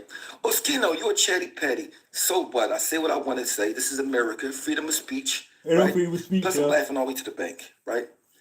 But my thing is this. It was a time I used to do robberies for $300, risk my whole freedom for it. Who wouldn't want to sit in their kitchen, seeing how they feel, make thousands and thousands of dollars? Only a fool wouldn't want to do it. So miss me with all the chatty patty and the bitter and all. Because I listen, bitter is an emotion, right? Somebody do something wrong to you, you could be bitter about it. You want to get back at it, whatever, right? My get back is to get money. And obviously, I'm getting money. I mean, you can look at me and tell I'm getting money. I mean, this ain't a joint where you sitting here like you destitute and you mad because you poor and all that. No, I'm getting to it, right? But listen, let's talk about Meek Mills and Chris. Meek Mill, you sitting there with Chris like y'all like each other, right? The whole reason about the Mike Knox situation happened is because of Meek Mill's coming at Chris, and Mike Knox trying to take up for him. Mike Knox ain't recovered from that yet. He lost his relationship with 50 Cent, and you sitting there with him. Furthermore, I want to know this, Meek. When you was in Puff Daddy pool shaking your butt, right? Saying, and he's like, I love you, Daddy. You deserve it, Daddy. You said, I love you too. When you was wearing the same outfit as Puff Daddy, right? With the midget, right? We was Puff Daddy Young John, right? And then when he went to prison, you said, no Diddy. You try to play Puff Daddy, right? Now that he's in prison for a little bit of time, you mean he's getting out. What are you going to say to him when you see him? Are you going to be like, what's up, old head? I was joking. Or you going to act like you don't see him? Yeah, yo, them niggas did bad trying to do a Puff like that, yo. But the lies, the media lies was so strong that if you stood with Puff, you was going to sink. You know, but, you know, everybody willing to sink with the ship. You know, I mean, I'm a proponent of sinking with the ship. If I fuck with you, I ain't gonna let nobody tarnish. You could be the whole world against you. It's gonna be me and you back against the world. You feel me? It's gonna be a lot of sad faces or shocked faces or just disappointing faces when Diddy come home.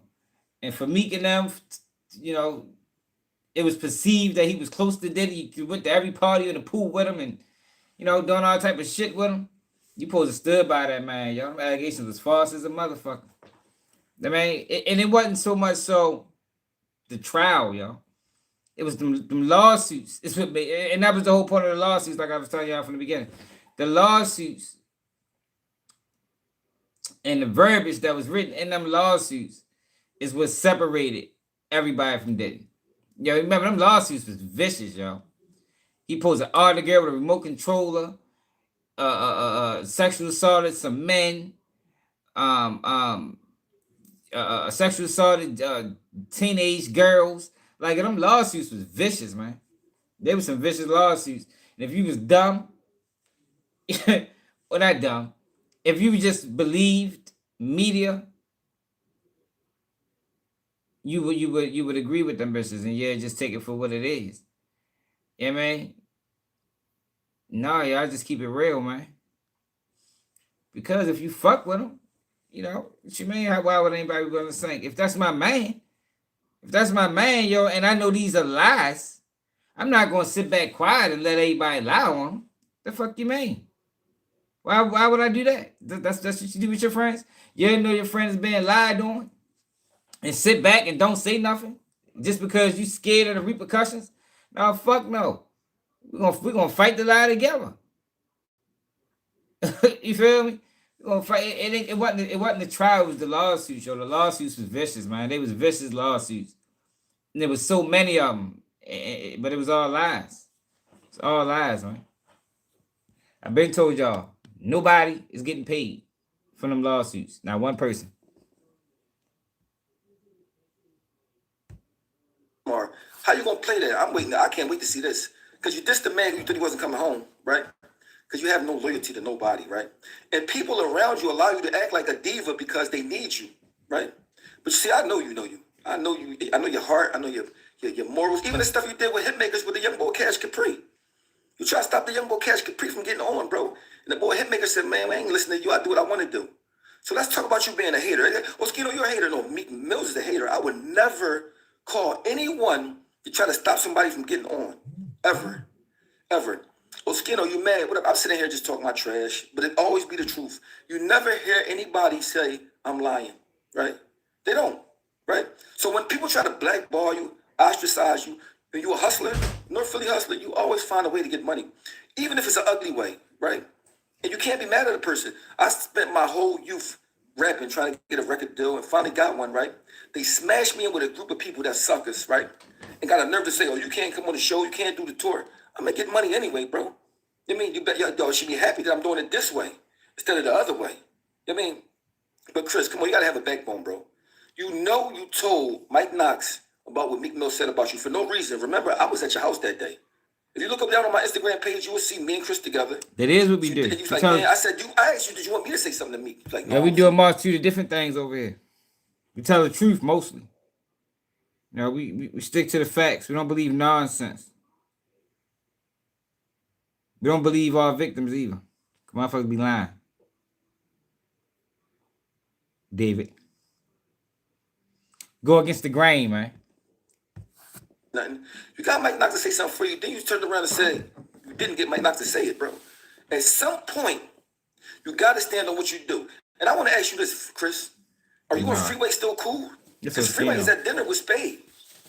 So with all this being said, Philadelphia is flipped upside down. I don't understand it, right? So I just stay in my kitchen, eat my breakfast, drink my coffee, and be an old man. You know, old people like to rant and rave. Old people like to just be fussing and fighting because they old. They mad they old. I'm mad I'm old. I'm mad I'm not young. I'm mad I'm not young and lit. Okay, so what I said it. Okay, I said it. So whatever you're going to say about me, I say about myself. But one thing you can't say about me is that I be lying. Okay? So I want to know this, Chris, is you and Freeway still friends? Neef, are you and Freeway still friends? How does that work? When a person smoke your best friend over you and your man hang with that person, how does that work? I mean, because I'm from, I don't know how to maybe I'm just a dinosaur.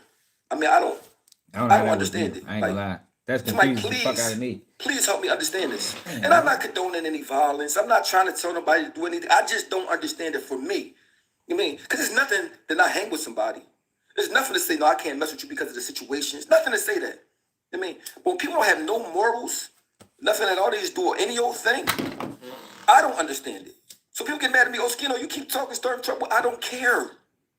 Is it worse for me to talk about a situation or for somebody to actually do it? I say it's worse for a person to actually do it. And they lucky that I didn't put my pop-pop hat on. Peace. Fine. All right, I want to see what's going on with Tony the Close and Gillie and Walo.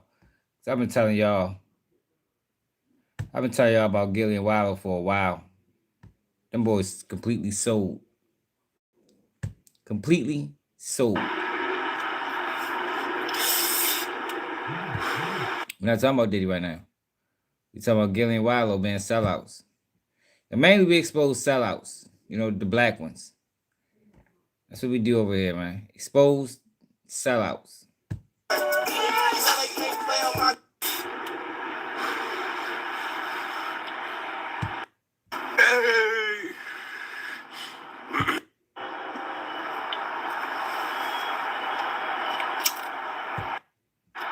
Nigga, what the fuck speak, nigga? I'm smoking you out right now. And Birdman fucking him over and all this other do bad business by people who don't do bad business, shit like that. But for years, here we go. The shit y'all been doing to people, taking advantage of people. See, it's funny, like, a nigga call me a clout chaser and a hater and all kind of shit like that. But for years, wasn't Gillie calling out Lil Wayne and Birdman? Wasn't Gillie calling out Lil Wayne and Birdman? Wasn't that clout chasing and hating? In y'all eyes. So y'all motherfuckers pick and choose when you want to say who do bad business by people and who don't do bad business by people. I'm sitting here saying straight up, nigga, I know what I see in my own two eyes. I don't need to give you no motherfucking proof, nigga. If I say it to come out my mouth, I'm a man, nigga. I stand on what I say, and I ain't gonna speak on shit that I know ain't real. So at the end of the day, if he was able to speak on Lil Wayne and Birdman fucking him over and all this other shit that he was claiming on, nigga, I'm gonna speak on the fact that he fucked me over with Walo and them. Him 500. I'm gonna speak on it the same way.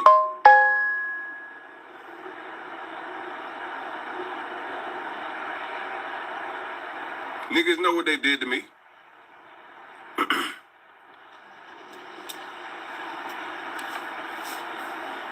Niggas know what they did. Simple as that.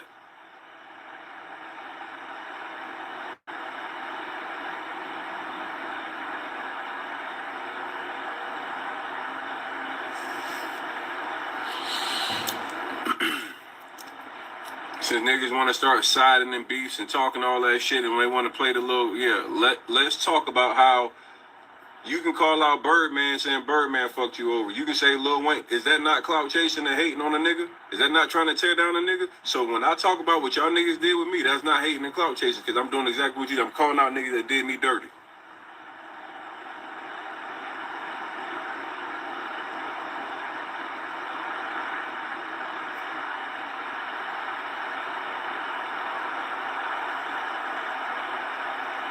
I don't watch how they did Dev Nasty, how they did Don't Call Me White Girl. I saw how they did me. I saw how they did B-Rock. There's nobody from the original. All these guys do that. Matt Pfeiffer do the same thing. I don't even know what that is. Oh, how good. Jesse Lee Peterson to sell out. What? Are you serious? What the hell? Jesse Lee Peterson? Is he a sellout? He might be the face of sellouts. You know what I mean? But I'm not worried about those type of sellouts. No, we know. I'm worried about the sellouts that blend in. You know what I mean? Like, I don't. I never spoke on yo because it's obvious he is. You know what I mean? The fuck? I'm worried about the ones that blend in, the ones that's in disguise. You know, the ones that Malcolm X talked about, the COINTELPRO guy, the guys that's able to blend in and look like that they're riding for the people, but really they got a whole separate agenda. Those are the sellouts I'm worried about. You know what I mean? What it is, Porter? Those are Jesse Lee Peterson. We don't even discuss him. We know what the fuck he is. Like the Hodge twins and all them fuck boys. We know what they is. We ain't talking about them niggas. We're talking about the ones that act like they ain't sellouts. The ones that act like they for the people. You know, those are the biggest issues. They are the threat. You know, because a lot of times you can't see them coming. And Jesse Lee Peterson, you can see him coming. You know, don't expect nothing from him but what he is. But when you got guys like Gillie and Walo who built their brand off the support of black people, but every other day they online disrespecting black people, saying that black support black businesses is a scam, and you know, pushing stereotypes like black men don't want to work. And those are the issues. You know, those are the problems. You know, because they have a voice, and a lot of people believe them. A lot of people identify with these guys. You know, those are the sellouts I'm worried about. The sellouts that identify as part of the culture, but they're serving a separate agenda. Because when Gillie and Walo started, they was all pro-black. You understand? Now they got this, we get money with the white boys and like, damn, shorty. If it wasn't for black support, you'd have never made it to that level to get the money with the white guys. You understand what I'm saying? If we didn't support Gillie and Walo, Man Eyes With a Game, when it was a startup company, you'd have never got them deals. So you don't turn it back on the people that helped you get there. Those are the sellouts I'm talking about. Gillie and Walo. Setup that they had in no need to look them up. Episodes that's even around. We talk about them all, man.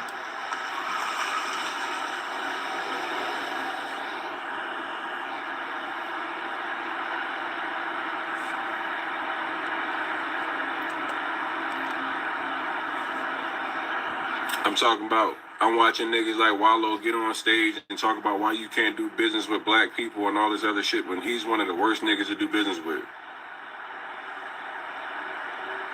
Walo's a terrible businessman. Backstab so many people, fucking over people, everything. Terrible. But that's the game. Like, these niggas ain't good people, man. Hey, look. That's the game. I told y'all that's the game, yo. Order. See, that's why I told y'all, yo, I'd never be successful to this level unless the people do it, you know. But yeah, I never get to the point of some of these guys. Even though I think I'm one of the best speakers on this bitch. I think I keep it one of the realest when it come down to internet.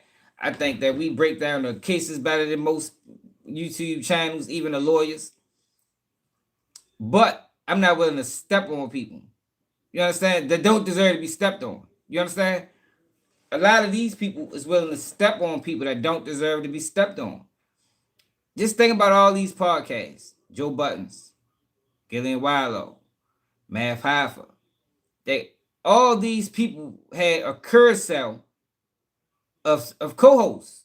You know what I mean? And it all ended bad. It all let me do Zeus Network.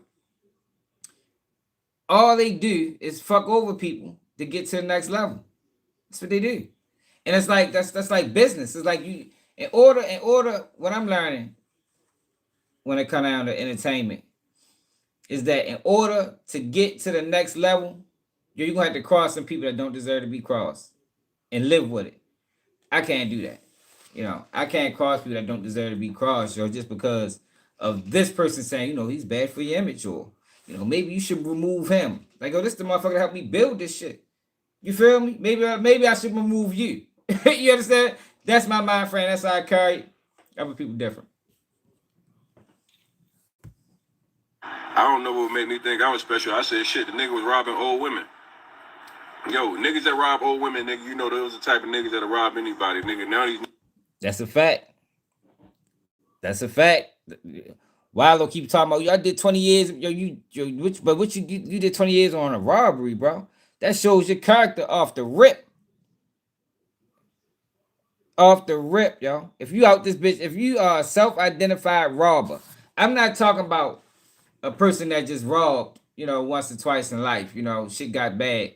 I'm talking about this is your purpose. This is what you do every day. You out this bitch looking for a lick. Yo, you are not honorable. You're not trustworthy. I can't trust you. You'll do anything. You'll do anything, yo. If you willing, because you might even snitch.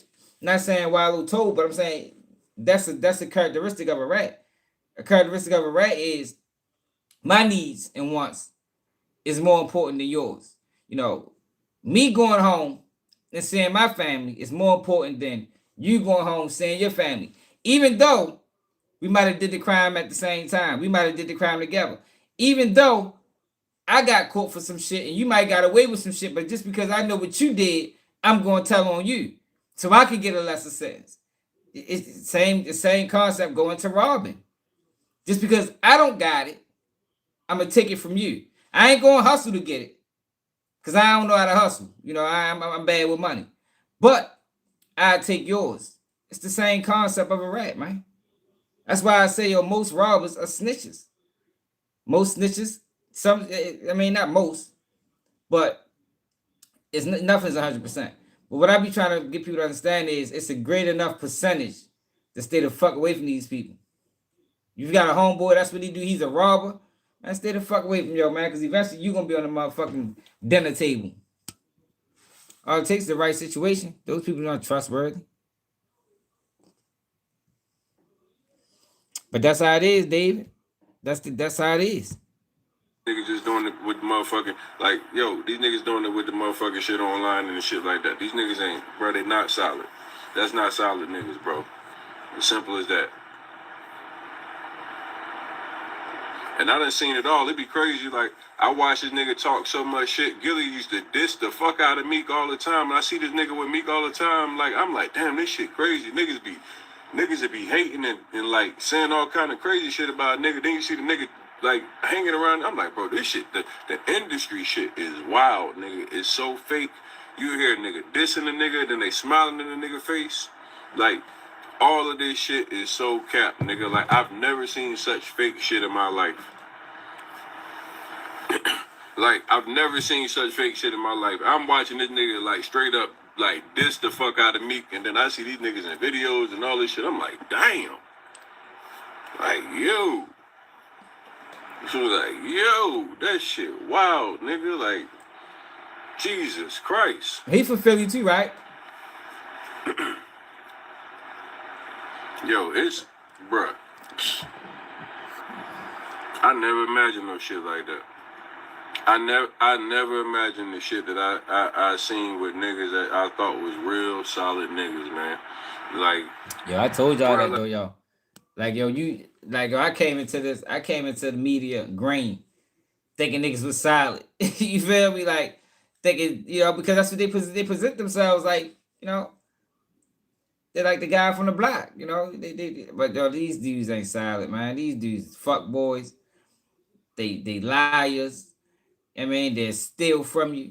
You understand? They sit around you to steal game, or it's dirty, y'all. It's dirty.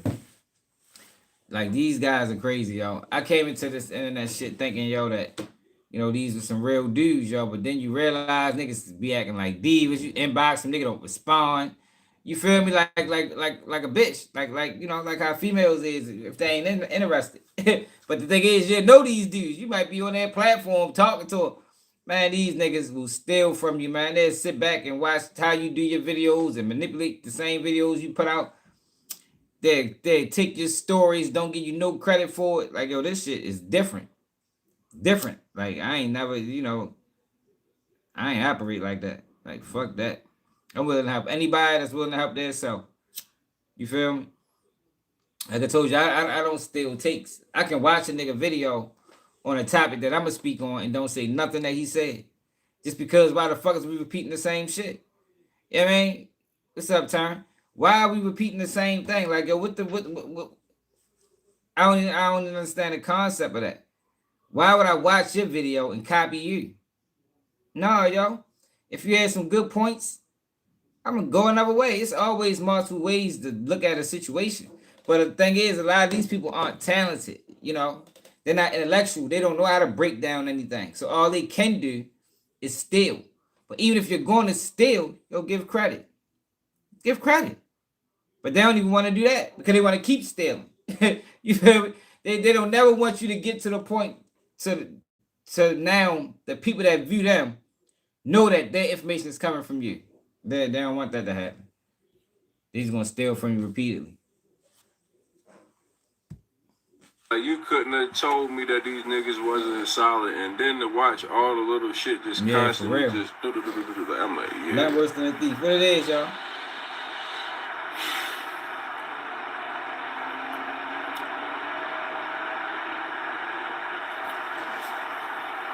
Yo, share the live, y'all. YouTube still playing with our numbers. I don't know when they gonna stop. I ain't even gonna put out what he said about me because it ain't even about that. They got a relationship now, so I ain't. It ain't even that shit. Don't even matter. I ain't. It is what it is. But it just be crazy to watch how shit spin around. That should be crazy. Watch how shit spin around.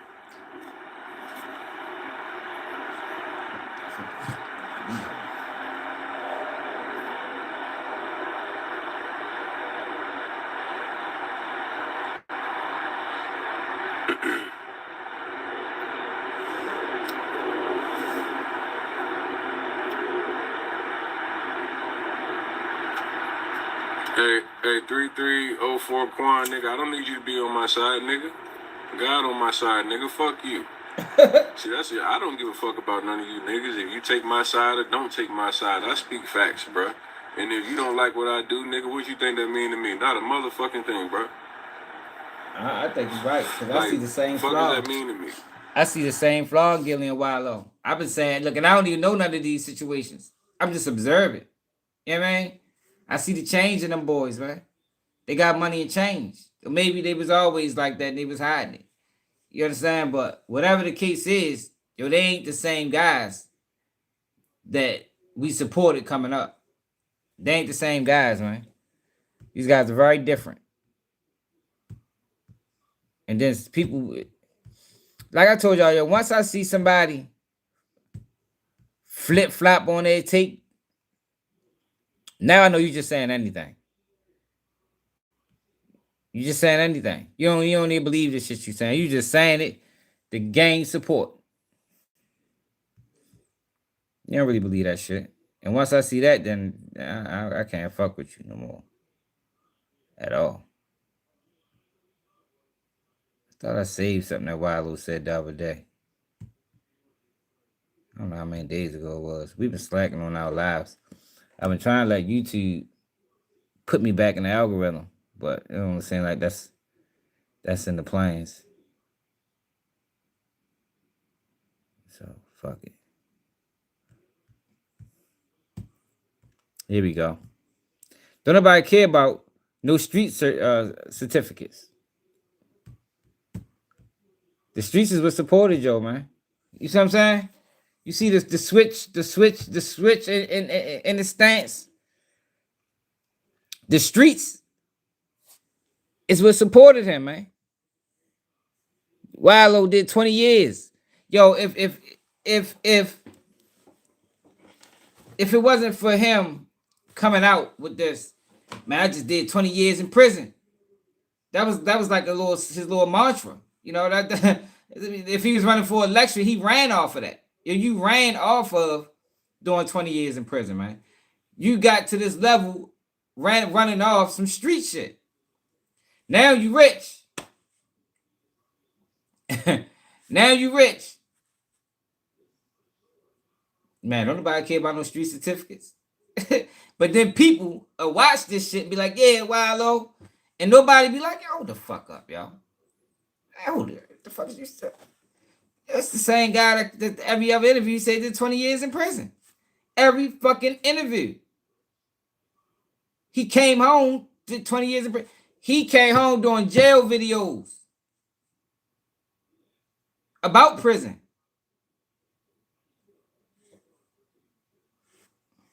What? Let's check him out. And the thing is, yo, what he said could be real, but I can't respect it coming from you. In case if you ain't get the memo, don't nobody care about the street opinion. Don't nobody care about no street certificates. Nobody care. They don't care how much time you did in jail. Nobody care how much money you used to get back in the day. Nobody care how real you think you is. Nobody care who you killed or what you believe you did. Don't nobody. Yo, but this is all he talked about. What you did back in the day, how much time you did in prison. This is all the things that made people support Walo. Now he's so far away from it. Now nobody care about it. Yo, that's equivalent to DJU and Adam 22 interviewing these drill rappers, right? And then try to tell them that, you know, after they interviewed them for the nonsense, tell them like, well, you know, you need to stop the beefing, man. You know, you need to stop this and the dead. It's the same concept. Like, if you interviewed me for this, if I wasn't drill rapping and being disrespectful with this and the dead in songs, I wouldn't have been here. I know it. You know it. So you can't bring me here based off of how I'm moving and then try to give me some type of tutorial on how I need to move going forward. Did that make sense to people? You understand what I'm saying? Walo ran his name up off of things he did, how much time he did, things he experienced, only to get up and now and say, yo, don't nobody care about none of that shit. Oh my God, yo, these guys are fucking characters. Care because all them things, all them certificates, all the opinions of people from street culture is not going to pay for your daughter or your son education. It's not going to be able to raise a healthy child that's respectful, that understand life, that understand. Who the fuck don't know that, Walo? No, this how study the ass be. Like, they be acting like they giving groundbreaking information. Like, yo, that's about the most basic thing I ever heard in my fucking life. What the fuck are you talking about? Like, was this something that really needed to be said on the grand scheme of things on a large platform? Did he really have to upload a video saying this, or is this motherfucking common sense?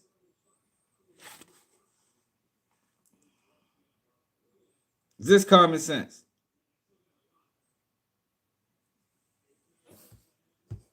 The world is waiting for him. It's not going to be able to expose you or your kid to culture, to let them know that the world, I'm talking about, the world is out there waiting for you. None of that shit matter. A lot of people haven't got the memo yet, but I will give you the memo. Don't nobody care about what you said you was or who you was in the street culture. The only thing that matter is how you came about in that situation. You became a better person. You add value. I'll be the one to tell you, just in case if you ain't get the memo, don't nobody care about you to your community. You add value to your family, and you did something with your life.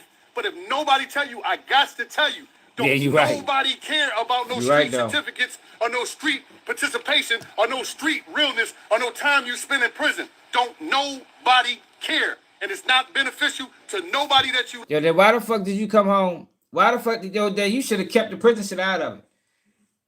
You should have came home and never mentioned the day in prison. For this to be true, coming from him, he should have came home and we should have never known he touched a day in prison, yo. Should never spoke about it. It doesn't matter. Nobody cares. Why mention it? Why mention something that nobody cares? You know, if nobody cares, there's nobody listening. Why mention it? See, this is the thing, right? Yo, these guys couldn't sit and talk to me, man. You feel me? Because I'm real and they just actors. I don't know what the fuck these niggas is. They just be talking, man. They just be talking. For him, for what he said to be true, you gotta wipe out his beginning, his whole beginning of how he started, how we met him, need to be wiped from the mat, and he need to start fresh. Let's see how far he get. Let's see how far Walo get without the prison stories.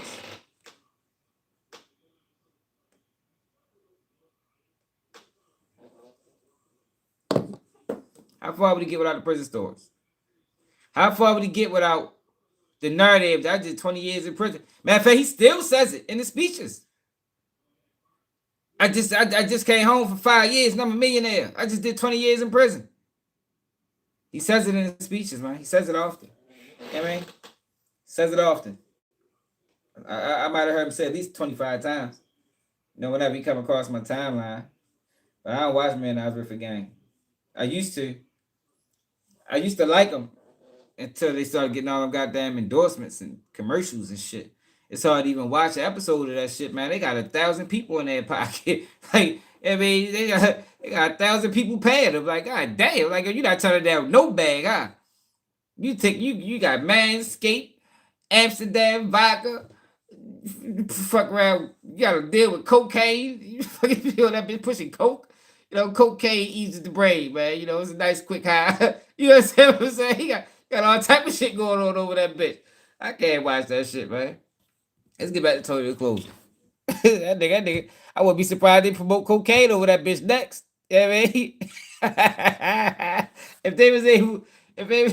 if they was the motherfucking legalized cocaine, they'd be over that bitch legalized crack. They'd be over that bitch, man, smoking crack. I'm telling you, you might lose the weight, do all type of shit. You might steal from your neighbors.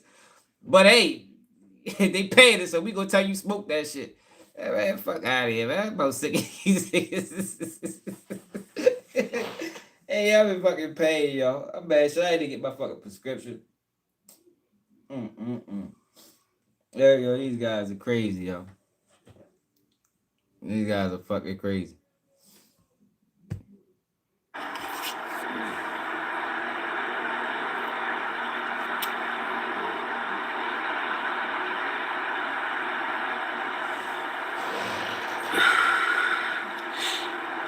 Like, I be confused at some of y'all boys, like, thinking like niggas supposed to care about what you say or feel or some shit like that. Like, you my validation. Like, you don't validate me, nigga. Man, get to the point, nigga. He wasn't pussy. I'm sitting these other people. What's Oh, up? thank you for my and lie numbers. Don't lie. That ain't even numbers. I just wouldn't lie on no nigga about no shit like that. I wouldn't lie on nobody about shit like that in the first place, but like, I was there. It's too okay. Oh yeah, she was good the next day. It wasn't like nothing. I mean, little scratches here and there. You know, it was some. Yeah, it was, you know, little. Thank you. That's messed up. You know what? It be like you don't want to be believing the stuff about the celebrities that you hear that you look up to until the truth come out. Shit, I believe it. I believe all that shit. At this point, I believe everything that come out about these niggas. For real. I believe it every day. Yeah, I know these niggas flawed. Them niggas are snakes though. Them niggas is funny snakes. They are hella entertaining, but them niggas are snakes. Simple foot. Well,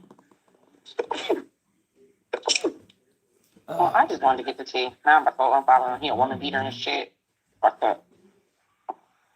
Huh? I said, well, thanks for the tea and the invite for the live. I know.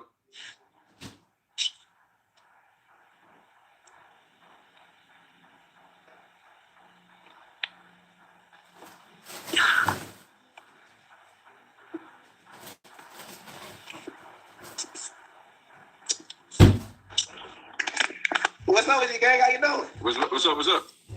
Hey, you be doing the real estate and shit. I don't really give a fuck about all that other shit, gang. I ain't gonna lie to you. Sorry, Oh, bro. But you be doing the real estate and shit? I do a little bit of everything. Word. You think you can help somebody put their foot into it? I think I can give you directions if you can take them. It's up to you. Yeah, for sure. Do you want me to DM you about it or something? To see, You can just comment Closer Club in the chat, and you can get a DM to join into the community. You said Closure Club? Closer Club. Okay. Is there a fee to get inside the community or anything, bro? You want to learn it? You want to get some free shit? I want to learn it so I can take off and sell. Okay, yeah. So yeah, it's a fee. Okay. What's the it's a marginal fee. It's $20. Oh, okay. Like every month type shit. And it's like real estate. Like how long did it take you to get into that? Well, you get a shortcut because you get to learn from me, so you don't have to go through the same type of process I went through. I'm gonna take you straight to the finish line. You said what was that? I'm sorry. I said you get a shortcut because you get to learn directly from me instead of having to go learn it on your own. Right. So it's all packaged up where if you can follow directions, you can get paid quickly. When you learn fast, get paid fast. Okay. All right. That's a bet. Okay, I'm gonna do that. Bro. So what else? You got to comment. Comment Closer Club and you'll get a DM. You want me to go to your video and comment there? Or are you talking about like on this live? Right here in this live. You said comment. Say it again. Closer. Yeah. Club. Yeah. And it's gonna send me an automatic DM. Yep. All right, bet. Well, I appreciate you, gang. I got you. I'm gonna tap in with you, bro. Not Closure. Some of y'all putting Closure when you think that. Yeah, it's Closer. The minds do it right. Closer. Yep. Hey, how long you been doing it? A decade. A decade? Cause yeah, bro. I seen you on an interview with Gillie now and shit. What's this? With Vaughn and shit. You was on that interview, wasn't you? Yeah. And he was talking about doing like real estate and how you been up in that shit for a little minute and how you like winning from it and all that. Type shit. Yeah, I remember that. That's why I was like, damn, I ain't know I followed you. So when I followed you, I tapped on that shit. I'm like, oh yeah, that's that nigga. That's him. So you feel me? That's me. You feel I'm me? gonna fuck with you on that shit, man. Type shit. Hell yeah, I appreciate you, bro. You have a good night and shit, man. You too. Good night, my boy. Bye-bye.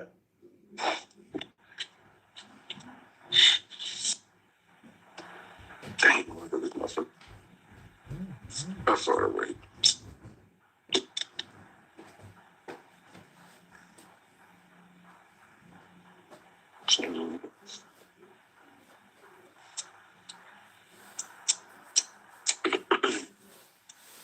Oh shit.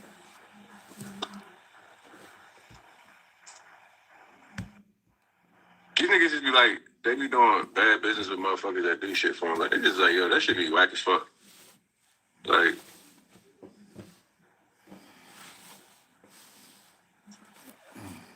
Rocky Thunder. Yeah. This video too slow. It's another video that I was watching that made me look for this video. It was from the dude, I think his name Kelp World or some shit like that. Fuck sure your name is. Cliff World. Let's look at this. Man, let's get off into it, man. For me, my shorty was living with me. And at the time, my phone was acting up. So I had to borrow her phone. Oh, yo, was you borrowing the phone? Because some people say they got to borrow the phone just in case the joint out. Nah, for real, fam. Like no bullshit. So I had to just borrow her phone just to make a call. I was actually calling AT&T to have them check my joint. Right. So I'm using her phone, and a text message coming from her cousin Courtney. So I'm like, yo, Aaron, you know what I'm saying? Like, Courtney just texted you. And she come from out the other room on a blaze, like, real quick. Oh, she came out that bitch like Carl Lewis, huh? But I was just on the speakerphone, like, kind of just waiting on the, you know what I mean? The people, AT&T, but she sat there and was just watching me. Man. So I'm like, man, let me go through this phone, man. Like, and it's the unwritten rule, man. Like, you don't go through nobody's phone, man. Like, because if you go through the joint, you gonna see something you don't want to see. Mm-hmm. So I end up opening up the phone, looking at what Courtney had sent first. Like, I'm like, wait a minute, that ain't Courtney. This ain't Courtney, yo. I go through the phone and I'm like, yo, you gotta be fucking kidding me. Like, you know, she's sending pictures. Like, I'm seeing nudes and shit. She posing on my furniture and shit. Like, the furniture. She on your couch, sending back shots. Lord have mercy. Yeah, like. And then I go to look and I see the phone number was a Philly number. And where was you living at? I'm in North Carolina, fam. You always living in North Carolina? I'm in North Carolina. Where's she from? She from New Orleans. Mm-hmm. So somebody from Philly was blazing it. So I go through the joint. I'm looking. I'm just scrolling through the shit, and then I peeped to who it was that she was actually messaging. Mm-hmm. What year was this? This was 2017. Then, like, I see something that really even like threw me off was the fact that it was like a Philly number. You from Philly? And I'm like, hold up.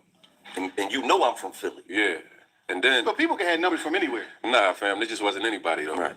This was like, you know what I mean? Like I fucked the ball music and everything. So like, yeah. Hold on, wait. It's only certain amount of. I know I didn't. Hold on, I didn't believe so. So I know you talking. Hey yo. You're not saying what I think. Come on, hold up. I ain't many niggas I listen to from Philly, so you know what I mean? You know. Wait, who you listen to from Philly? Hey man. Do you still listen to him, whoever it was? The nigga shit hot, fam. Like his shit blazing. So you know what I mean? Y'all can do some deductive reasoning and figure out, you know what I mean, how this nigga in Philly. You know what I mean? Oh, how this nigga in Philly? How this nigga in Philly, man. And Meek. Is you talking about Meek though? Because Meek plays a lot of out here. And Meek fuck my bitch, right? Hey, Meek out here fucking households, Meek. Hold it, wait a minute. Y'all thought I was finished? Oh my. What up, bitch? Oh, nigga, I know that. See my soul. Oh my God, please. Oh my Lord. Hold on. Meek Millie. How you know it was him? Is you 100% sure it was Meek Blazy? Is you 100% sure? No, like it took me a minute to listen to my fam music again. Dog, I ain't even gonna lie. But you listen to it again in school? I'm with him, so this shit fire. Yeah. But you know, you ain't charged. Never had nothing with him, like, cause you know, shit. You know what I mean? That's what you know. That's the game. More boxes, more options. Grainger has over 1,700 box types in stock and ready to help you pack, store, and ship everything. And you can count on Grainger to deliver your boxes fast. That's one thing I would kept to What myself. happened in that video? What happened in that video, Realist? I'm sorry, bro. I just need your clips, my nigga. Appreciate you though, man. For being a scammer. Let's get off into it. You and I never spoke on not talking about what they did to you. Secondly, Mona, you might be uncomfortable about it because you playing the politics game. I like Mona too, man. Mona scamming. She was wrong. I've never said what out of this whole time. I like me shit about you scamming in 2021, Mona, and I never posted. Yep. And listen, I never posted that shit. I never said nothing about you. I left you alone. Here's the yo. So listen. Yes. If I pay you for something and you don't do it, Mona, that's scamming, bro. Like, yo, nigga, if you go to McDonald's, they don't give you your food. They just scammed you. If you give somebody money, like, Mona, that's up. And the fact that you so fucking popular and them girls love you that much is fucking wrong, bro. Them girls, if you tell me, listen, the girls that's talking to me, they say they really look up to you and they was broken by you. That's the up part. Them girls really with you. They fuck with your story as being a single mom. Like, I had a woman tell me about you getting kicked out your house with your mom. These motherfuckers know you, they love you, and the fact this is what they saying. So based off what they believe about you, they supported you and spent that money thinking that you wouldn't keep them that way. So I'm just saying that's a scam. That's a scam to me, bro. That's a scam. If I paid you to come to my podcast and you don't show, oh my God, I had that shit happen at ESCG. I told him, hey, my nigga, you gotta fix that, bro. Like, yo, nigga, you can't. Like, no. This is the thing, Tony, right? This is the thing. This is why bro, you had a real damn podcast. You are in this business. So you know damn well that it's going to be people like in the dust like that can be upset with you. My thing is, I did this whole thing by myself. I'm not making no excuse. I did this whole thing by myself with no team. It's been 1,000 times where I played myself, did too much, did too little, or whatever, right? But look at it like a scammer, somebody that's coming to you and trying to get some money out of you. I don't make money if I don't do a promo well. I lived on promo 2021, 2020. It was way too much for me. I'm in situations but you gotta fix it. You gotta fix it though. And guess what, Tony? It was even real with you in this part. It's like I am stupid. People call me. For all I know, all this gonna do is start tomorrow. But I cannot help but be myself. I'm not an industry person. I'm the moment. I'm a real. I did not go around talking about what happened with me and Walo because it hurt my pride, bro.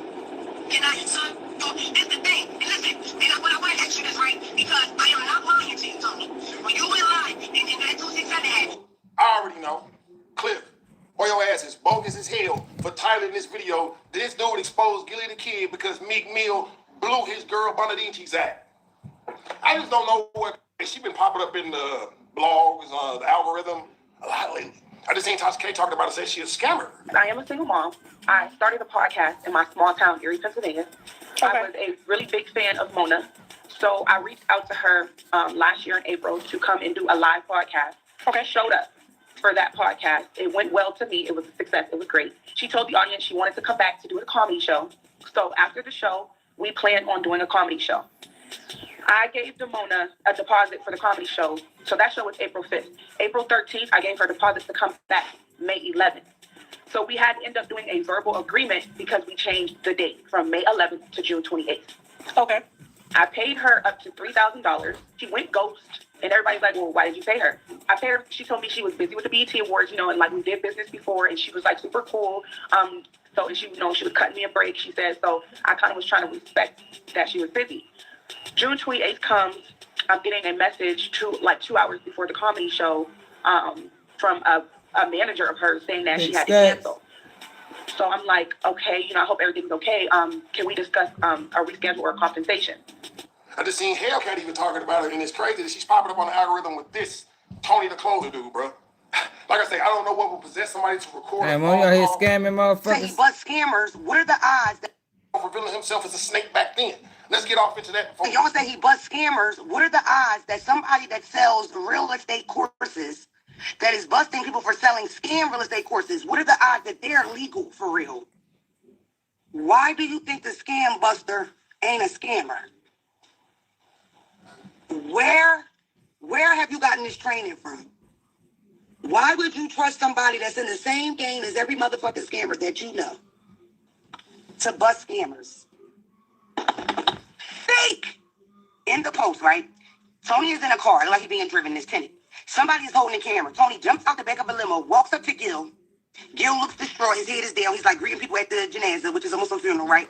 He taps Gil. Gil turn around. Gil look at him and was like, oh shit. And then they hug. Then he get back in the car. He post that video and the caption was, no matter what we went through, you still my brother. You lost your son and I feel for you, King. Da-da-da. At FNB, we rewrote the rules of banking. Like all these Getting niggas flaw. everything you Like, need I a whole ain't lot no big easier. Tony support. Closer support either. A lot of these niggas flaw as a motherfucker. To be honest, the whole industry flaw. This was after he had already exposed Gil and them for being scammers. He already exposed them for ripping him off. He already exposed them for what I told y'all before, where it was like a deal and the friend and the person that was in the same business overshot him and all that. Allegedly, that's the game. All that already happened. He already made the lies with his tears in his eyes saying they wasn't real niggas. He already mentioned my name before saying they did me dirty too. All that. And when Gil lost his son, he flew up here because I believe he was living in Miami at the time with Nicole. And this is why I don't feel bad for Nicole, because she's probably the person holding that camera. There's no way in the world that my nigga can say, hold this camera while they jump out at a funeral and hug a nigga that they was just beefing with.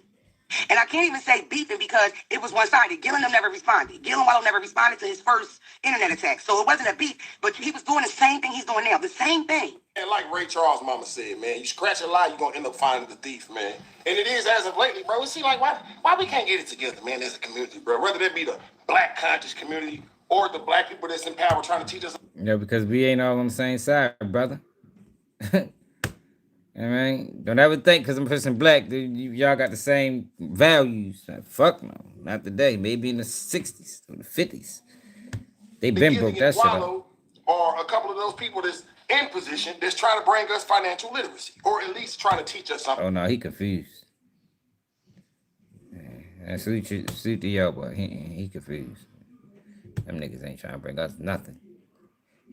You feel me? But it is. That boys try to pad their pockets. Yeah, I mean, that's it. That's all. Did y'all see this, y'all? Behind the pole, dancers speak out alleged exploitation at Magic City. This shade room shit. They're known around the world, Gonna be a good night. but now they're clapping back. There's $25,000 on the ground, and you're telling me that I'm not getting a dime of my money. Magic City in Atlanta. People come for the wings and the dancers, Wings but are behind good. the pole, I call him an in-house pimp. claims of illegal Hey. activity. Dancers so afraid to speak to us that we had to hide their identity. They say the club forced them to pay to work, then strip them of the money they made. Damn. Subsidizing other people's paycheck is illegal. But in a Shade Room exclusive, Magic City says, So these are disgruntled employees. They're biting the hand that feeds them. I'm Oh, yeah, Justin he Carter, went and Magic this is City? TSR Oh, I'm Investigates. surprised. But before we get into it, roommates, for more TSR Investigates, make sure you go ahead and like this video and subscribe to the Shade Room's You think a YouTube black channel man for would run Magic new weekly City? episodes of this show and more. I was in a $25,000 bag. I was dancing the whole night. The guy baller came up to me about an hour and a half after I started dancing and said, yeah, you know you're going to have to pay me, right? Or you could go right now. I'm like, hold on. I'm not paying you. You're not shaking this. You ain't right here, but naked doing what I'm doing. Cheeks. Is that Wonder how she look. Is she still working there? You know, that's the biggest question. You can't say all this shit then go back to work on Saturday. I mean, this fuck going on. I gotta look into her. What the fuck her name is, y'all? Is anybody familiar with this lady? I gotta check her IG or something. served at Magic City recently? That's former stripper Gorgeous Doll, who served up her own lawsuit earlier this year, claiming that she and a number of female dancers at the club have been targeted for years. Targeted not by the founder or owner of Magic City, Marvin Brown, or Michael Mr. Magic Barney, but a man who's not an employee at all, but a promoter who, she says, often came into the club, asked the women to cough up a portion of their earnings that night, and then bounce. No small talk, just took their money and left. He's known to them as Baller. This man tried to make my life miserable. Her story time, it went viral on TikTok back in April. I couldn't handle it no more. I couldn't take it no more. That was just days after model and influencer Gorgeous Doll, whose real name is Courtney Hale, went public over what she says happened to her starting in 2022. So when I first went to Magic, it was smooth sailing at first. I had my own clientele who followed me from club to club, throwing money, supporting me in every way.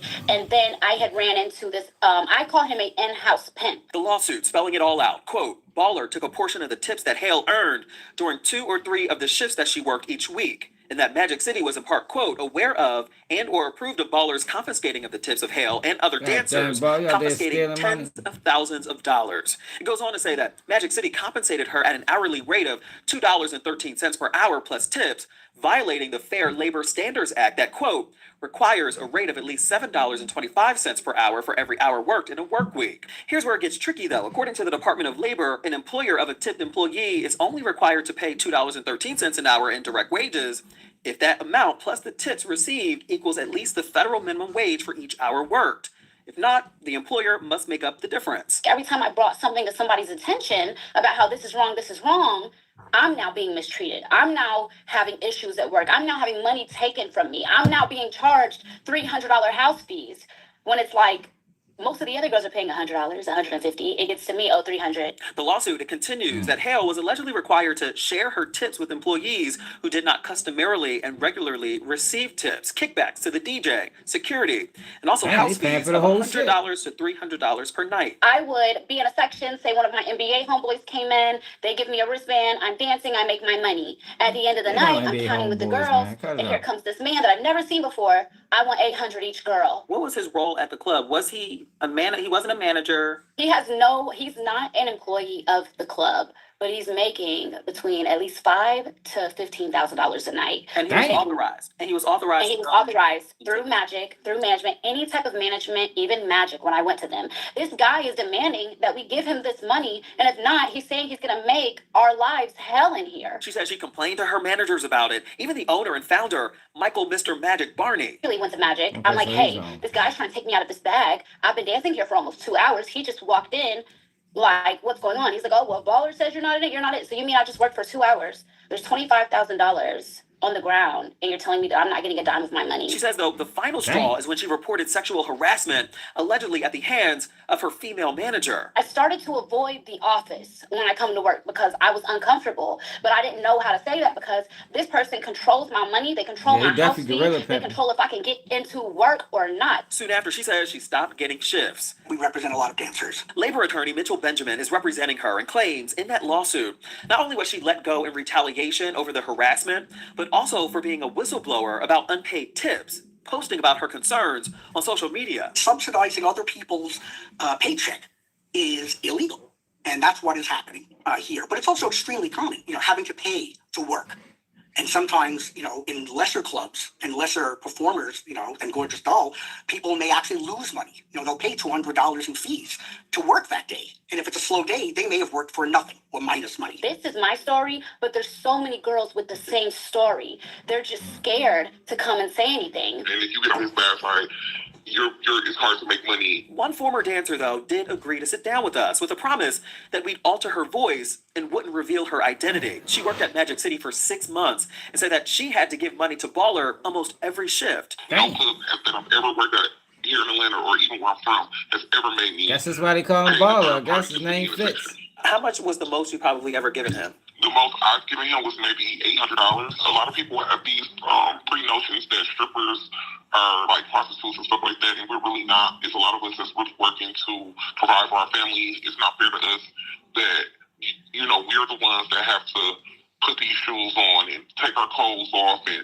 literally be naked and then still have to give a large portion of our money. That's greed. Now, we did check the federal database and found similar lawsuits claiming the same thing, including from Raquel Moore and several other women who say, not only did Magic City fail to pay overtime when they worked over 40 hours per week, quote, while working at Magic City, defendants required me to pay sales every shift, which meant I had to pay a portion of my tips directly to DJs, house moms, front desk employees, and other people who did not receive tips from Magic City's customers. The exact amount of sales I had to pay each shift varied and was determined by the club. For example, if I danced for a customer who gave me a lot of tips, management would tell me I needed to pay a higher amount of sales that shift. What is the setup, and is this legal?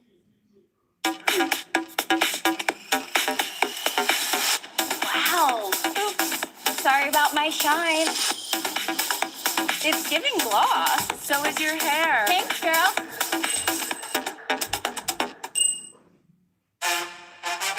Game day at our house? Everybody eats. Veggies are made with real meat and look just like my favorite foods. So Oliver gets a treat as delicious as mine. Because it's game day for them too. We reached out to Magic City and their longtime attorney, Gary Freed. He got back to us right away. A lot of this is fantasy. When you break it down, the entertainers continue to work there. They bring home bags of money. I can tell you, I've represented Magic City for 25 years. It runs a very tight and legal operation. Baller is not affiliated with Magic City. He does his own thing. He is a marketer who brings in wealthy folks. He'll reserve a select portion of the club and invite certain of the entertainers to work with him. And as a result of that, they receive astronomical tips. So he is not an employee, independent contractor, affiliated with Magic City. He's our customer. He brings people in. He'll reserve in advance, perhaps a section.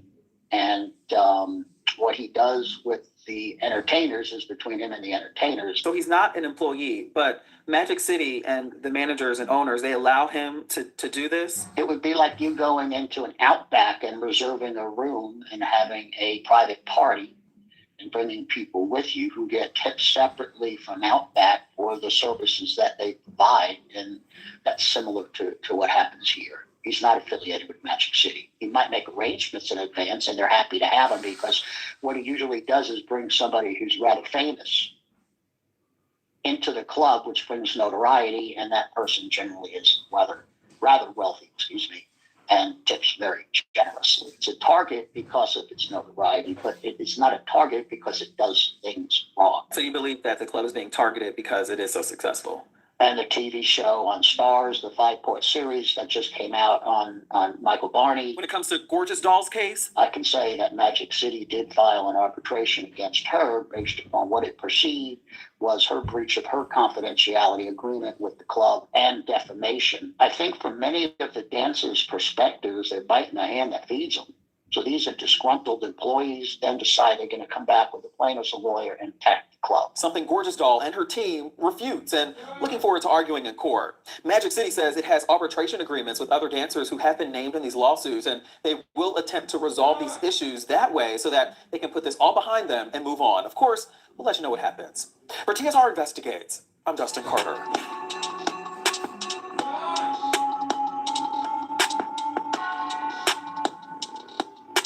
Hello, roommates, and thank you for watching our YouTube channel. Do you want more TSR Investigates? Be sure to subscribe and check us out at theshaderoom.com. What's up? What's up? Easy way.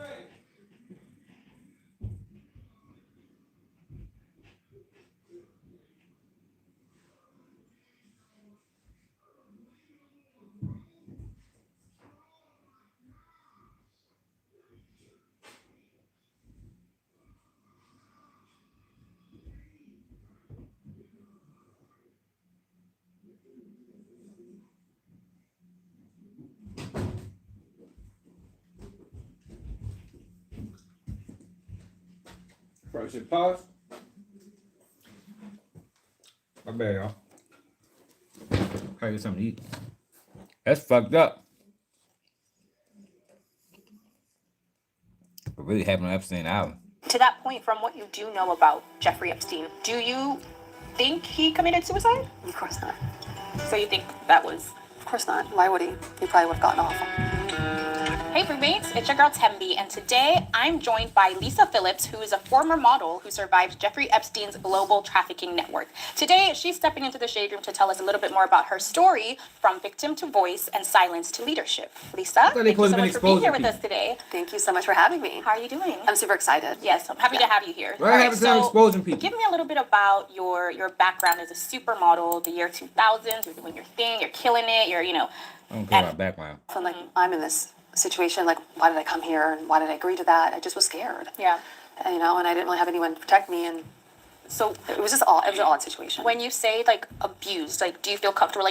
What was that exactly? Was it more mental? Was it physical? Was it sexual? Well, it was physical and sexual. Okay. Abuse. If you're looking to upgrade your heating system this fall or winter, then this is hands down the system you need to be looking Remember the girls before they got together and said they was going to expose Jeffrey Epstein? Since they weren't trying to release the list, what the fuck happened to that? That shit just died down. Jeffrey had a way of abusing girls. It was a massage that turned into abuse. And he liked to use objects and things. Shit. A lot of people aren't aware that these serial predators obviously aren't having sex with hundreds of girls. Right. And they have to protect themselves as well. So it's not always penetrative things. So it's other things that they'll do. Are you aware of Larry Nassar, the medical doctor for the gymnast? Right. Yeah. Very eerily, because that podcast as well, I was interviewing others. It's a very similar type of abuse with objects and fingers, and I think it's called digital rape. Okay. And that's the way he abused most of his digital rape victims. Oh my goodness. Both cases, both these men were very similar in that way. So when it comes to serial predators, it's a control thing, and they get off on that whole thing of seeing the fear in your eyes. Yeah. So to explain that, it's not always just what you think of a rape. So there was someone who testified in his case that Ghislaine taught them how to do the massage. Did you encounter her at any point? She wasn't on the island. I met her later on, but they were actual massages. I mean, he really did like to have massages, and there were real masseuses there. As we know, turned into sex slaves for the rich and powerful.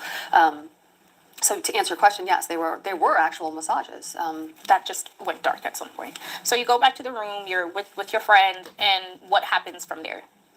Well, I just stayed up all night. I was scared. I was trapped on an island. I didn't know how to get off the island. I didn't know what I remember. This is 20 years later. I was just scared, and I just waited until the boat arrived in the morning. We ran quickly and got on the boat, and we left. So you didn't even see them at all after that? Never saw him again on that island. Did you see your friend ever again? Oh, she went with me. Okay. Yeah, back to the photo shoot. Okay. Finished up the photo shoot for a couple more days. Went back to New York. And yeah, she was a model that was with my model agency at the time. So I did see her, but I never really got any answers from her back then. And most of the young models or actresses and young women during that time didn't talk about it really. I mean, maybe there was some like, does he do these preview massages? Right. But we never really went further than that because, I think victims, they blame themselves, first of all, and there's a lot of shame. And this is a very different time where we don't speak about those things then. So at what point did you feel comfortable to start talking about your experience? Well, this happened in 2000. Right. And never felt comfortable during those years. I got married, had kids, moved on, and it wasn't until Jeffrey died in 2019. So this is 19 years later. Wow. When I even started thinking about what happened to me back then. Had you blocked it off? Well, you kind of do. You suppress it. You don't think about it. But Jeffrey got in trouble 2004, 2005. There was a Vanity Fair article. Right. There was, the kid in Florida. In 2008. So I started thinking, starting to understand what kind of monster he was and understand the whole situation of what was really going on, but not an understanding like I do today. And it's probably not even all of it. So you've talked about how after you left the island, at some point, he reeled you back in. Can you talk about that a little bit? Yeah. So after I got back to New York, I continued working as a model. I did feel a little bit more damaged. I felt damaged after that. So I stopped dating and I started hanging out more on the social scene, and I started partying a little more and not really feeling that great about myself. I'm very confused, but I couldn't talk to anyone about it. And then you have to understand with Jeffrey Epstein, this is an operation going on. So he has secretaries that are working for him, and they would call me profusely. They would call me all the time. Jeffrey thought you were amazing. Jeffrey thought you were really powerful. Jeffrey wants to help you out. All these things to try to reel me back in.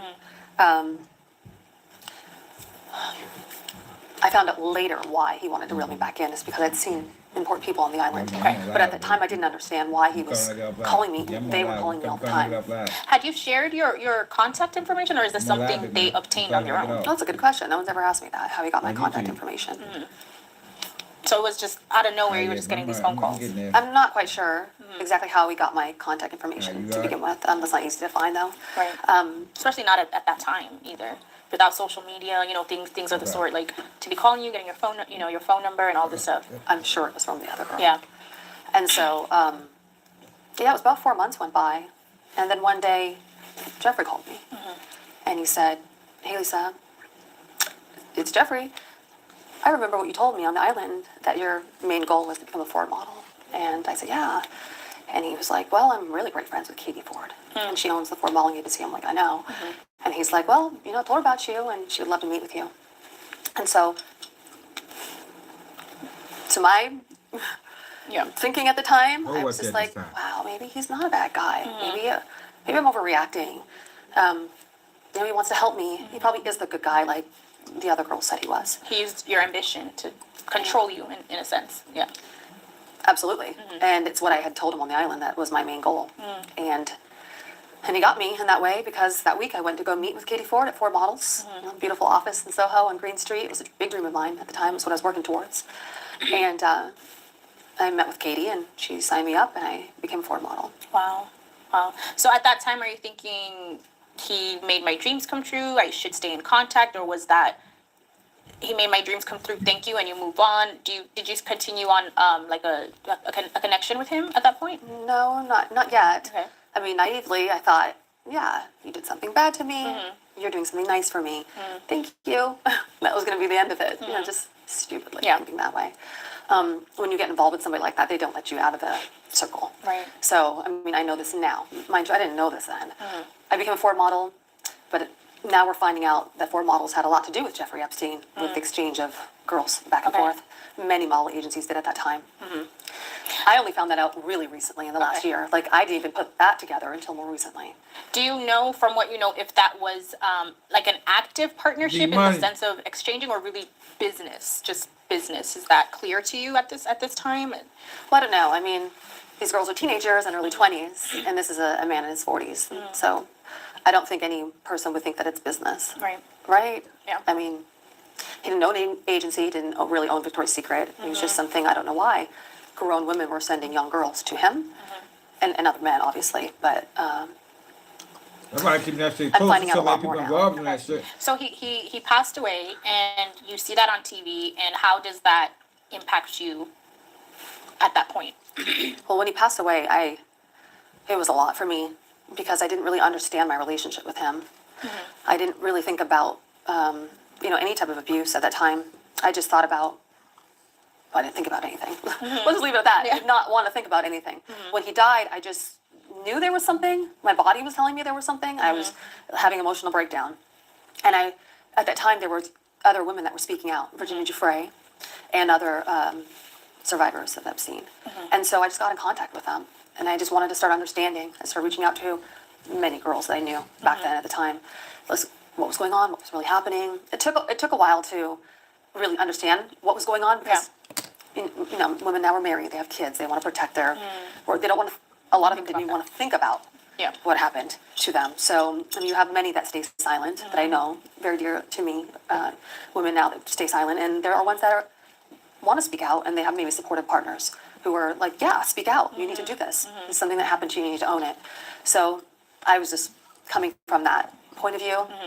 I didn't really have a supportive family, and the partner during that time who was sitting next to me when, I saw the news that he had died on the TV, right like that, and he saw, me run into the room and said, for days, I just couldn't understand what was going on, and finally I had said to him, like, I'm really ready to talk to you and tell you what happened to me back then, and it was like really hard for me to even, because it was the first time I was going to say something about it. I'm getting emotional because it was very emotional back then.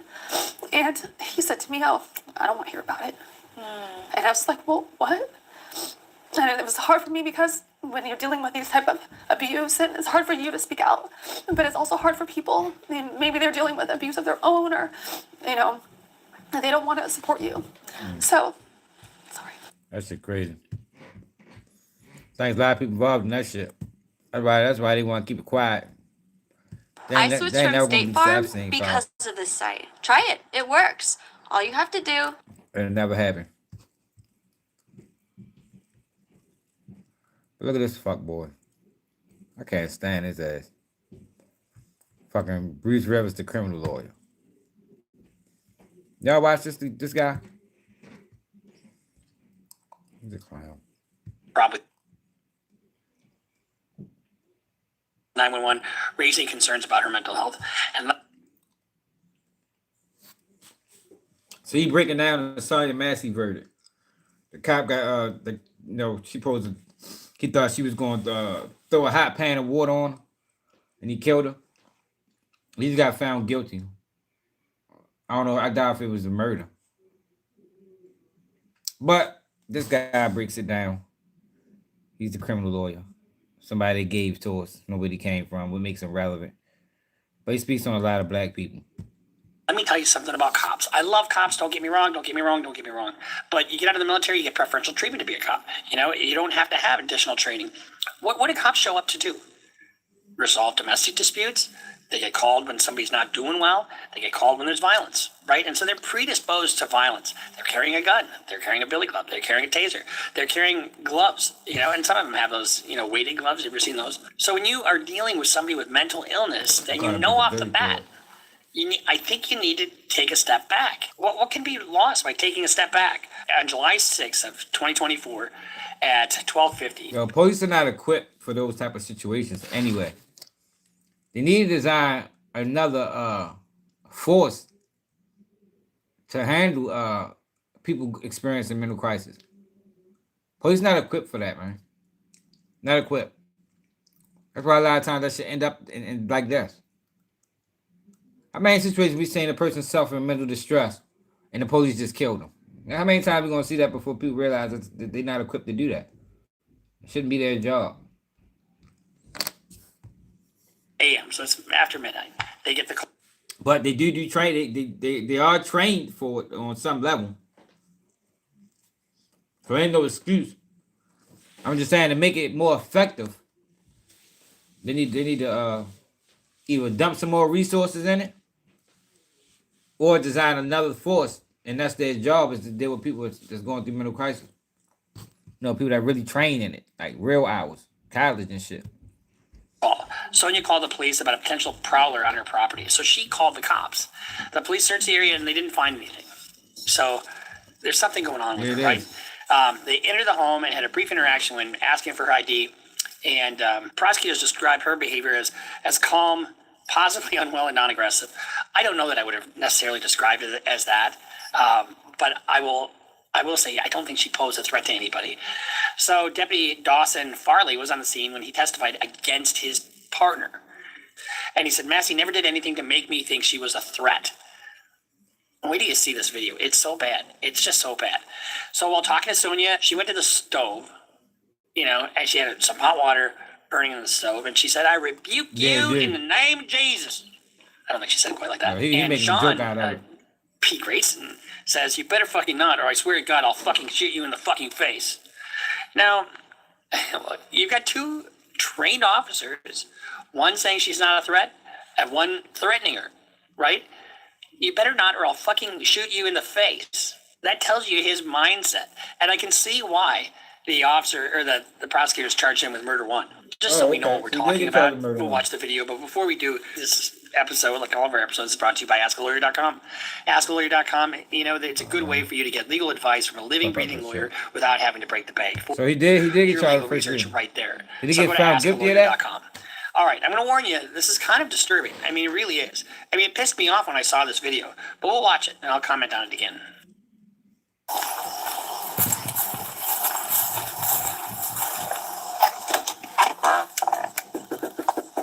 What happened? When you're a cop and you're going up to a door, you never know what kind of Sonya Madison. surprises you're going to get when you open the door.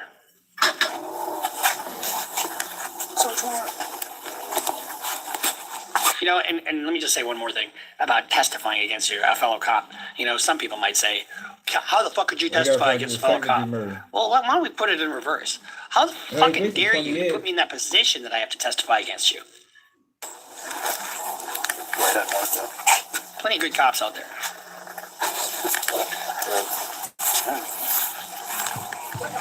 Some pretty shitty ones out there Sheriff's too, bro. office. Sheriff's office. The one you called.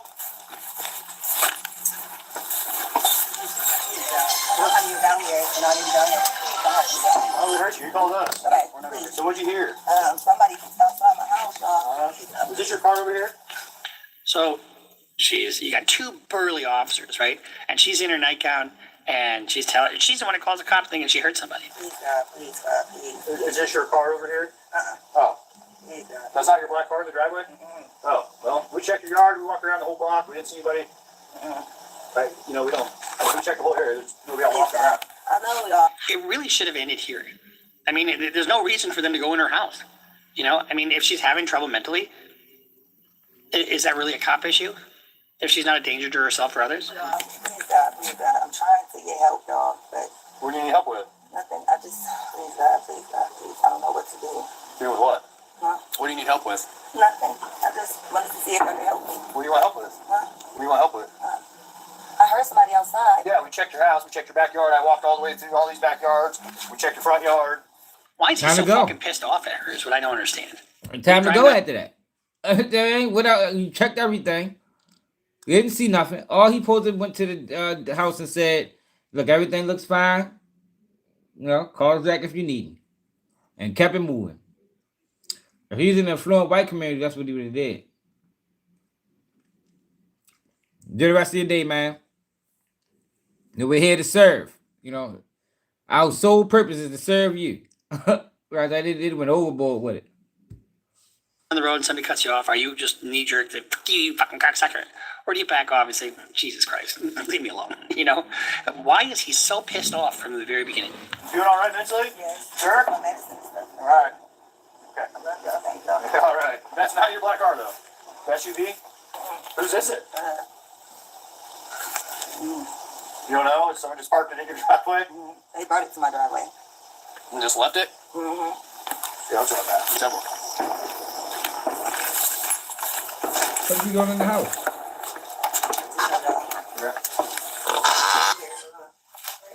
Did she invite them out? Yeah, I mean. No one could argue that they're doing a well check at this point, because if she doesn't seem right in the head, okay, let's see what her living conditions are. Let's just take a look and do a well check. Oh, there he goes. See, that's why I don't fuck with y'all. Yo, you had no reason to go in that house, y'all. You ain't had no reason to go in that house. Trying to like, oh, they're doing a road check. I thought someone had to be called to do a welfare check. You don't just do welfare checks on random houses, man. Cause I don't think I ain't never heard that before.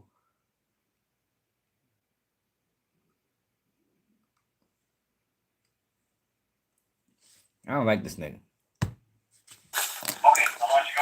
No, hold on. Wait a second, sir. You can hang up, Don. Let's go. No, hold on, okay? You can hang up. For what? Just 1 second, okay? Hey, I just need your name so we can get out of here. Was there any damage previous to your car? Previous, yeah. Okay, What was the damage? Dent, I believe. What about windows? Oh, it was something that happened earlier. Okay, perfect. What is your last name? Shouldn't have to think about your last name. You're not in trouble. I just need to test. Massey. Well, it sounds like she in trouble. 1 second. Check on her. We don't get a fire while we're here. Right. Let me see. So now she's over by the stove, which I don't know if I was the officers if I would let her move, you know. But it's her home and she's not. He told her to take the pot off the stove. See how he glossing? He trying to gloss over the important factors. He told the lady to take the pot off the stove. We don't want no fires in here. That's what he told her, man. She's not detained. She's not under arrest. Why the fuck she can't move freely in her own house? A suspect of any crime, so. But this is where it gets a little dicey. Okay. Huh? Away from your hot steaming water. Away from hot steaming water? Yeah. Oh, I rebuke you in the name of Jesus. I rebuke you in the name of Jesus. You better fucking not. That's where now I'll fucking shoot you right in your fucking face. Okay, there's something separating the deputy between he and Ms. Massey. You better not do that or I'll shoot you in the fucking face. Well, the only thing that could happen if you shoot somebody in the fucking face is killing them. And that tells you what his intent is at the time. Drop the fucking pot! Drop the fucking pot! And the officer that shoot is further away. Now, this is horrible, man. And he got found guilty to the second. He only facing 20 years. They might have charged him with first degree murder. Yeah, you can feel it. There was tension from the beginning. From the beginning. They must have had a bad day. Like you said, they must have want to come to work that day. This is bogus. And he's doing a piss poor job of explaining it. Might I add. You know. It's like it's like he's still trying to side with the police officers, even though he know they did fucking wrong. They trying to straddle the fence. What could have happened? Let's say these two officers just retreated outside the front door. So they were outside. They were. I mean, it's not a huge place. It's not like she could come at them really fast. She's dead now. Bring EMS now. We got a headshot wounded female. Headshot wounded female. 1078. Headshot. Fuck. Fuck. He knew he fucked up. I was on. I'm gonna go get my kick. Headshot, dude. Better fucking not. I swear to God, I'll fucking shoot you in your fucking face. He wasn't regret at all. Drop the fucking pot. What happened just before he says drop the fucking pot? She cowers like that. She cowers. She's not a threat. How's that not first degree murder, man? Shots fired! Drop the fucking pot! God damn it. God damn it, it was right. I mean, you just made a decision that ended your career and ended your life as you knew it. Oh, yeah? Fuck. They knew each other. I'm not taking fucking boiling water to the fucking head. And look, it fucking came right to our feet, too. God damn it.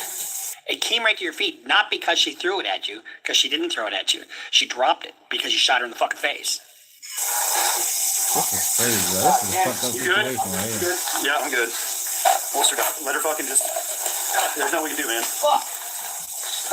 Don't even render no aid. To render aid is a little alarming here, too. She's not a... Okay, let her just die, basically. Well, he ain't want to say it on camera, but he was really saying, let her just die, man. That's why he said, let her just, it's nothing we can do, man. That's crazy. That ain't even your job. Your job is to render aid, bitch. you know, what else do we do? What else do we do? You know, remember I told you that there was a thing called a force continuum? You know, what officers, I think what the officers should have done here is retreated outside the door and say, okay, ma'am, put the fucking pot away. Had they done that, she'd be alive at this moment. I'm not taking hot boiling water to the fucking face, and it already reached us.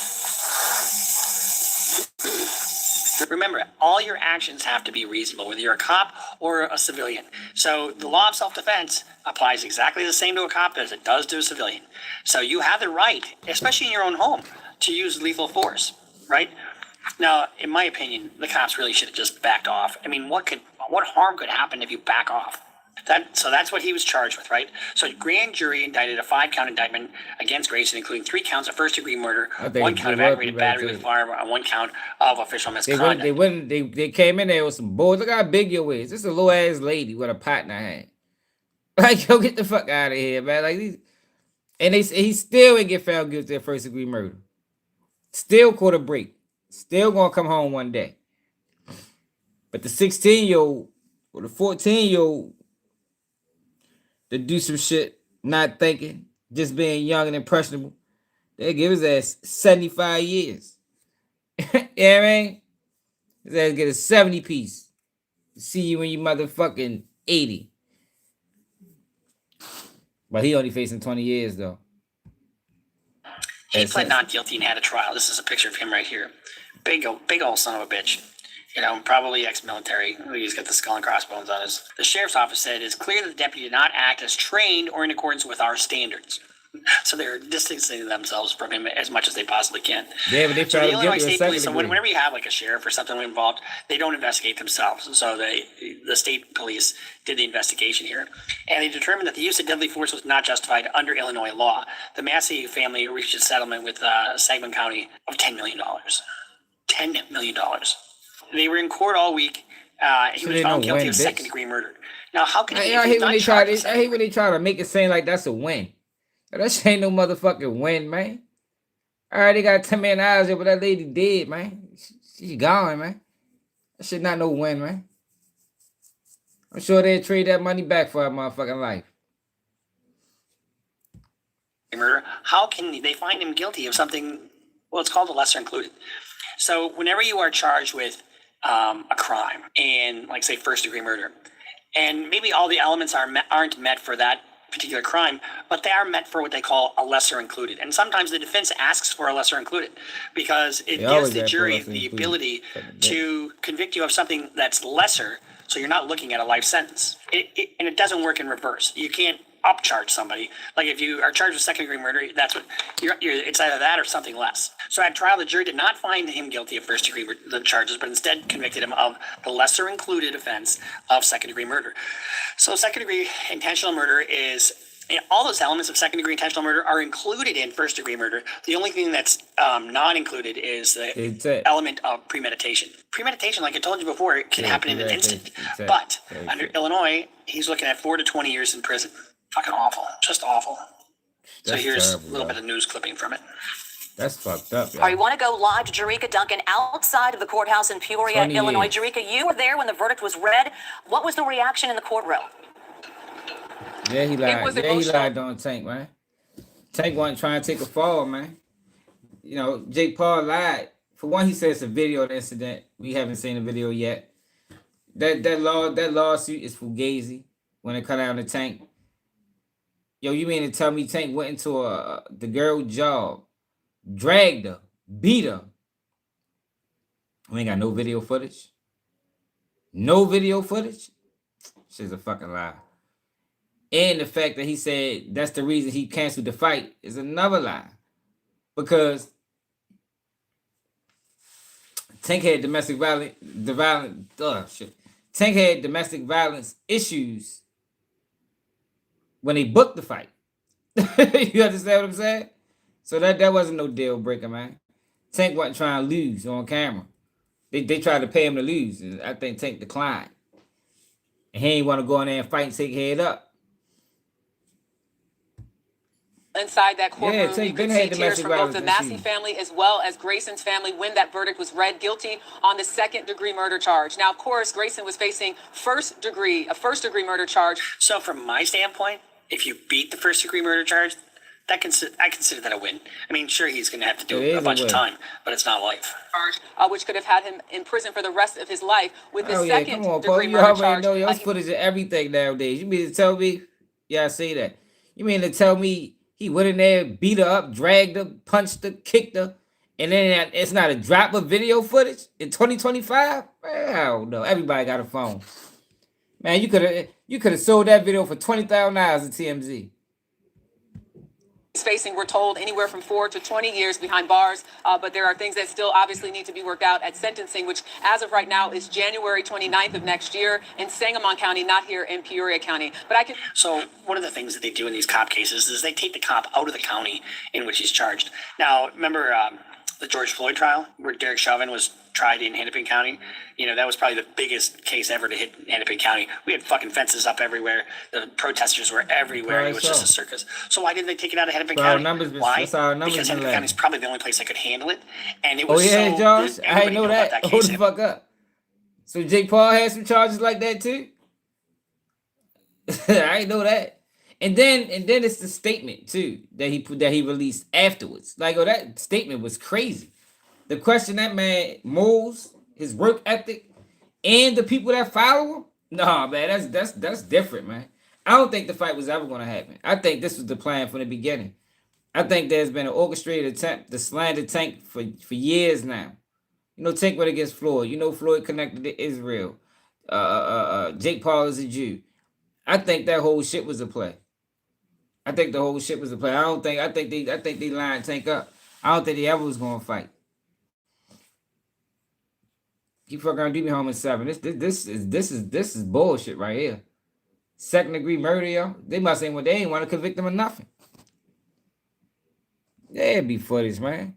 Man, Bezu died. Footage came out the same day. It wasn't even cell phone footage. We got footage from the motherfucking establishment. Come on, man.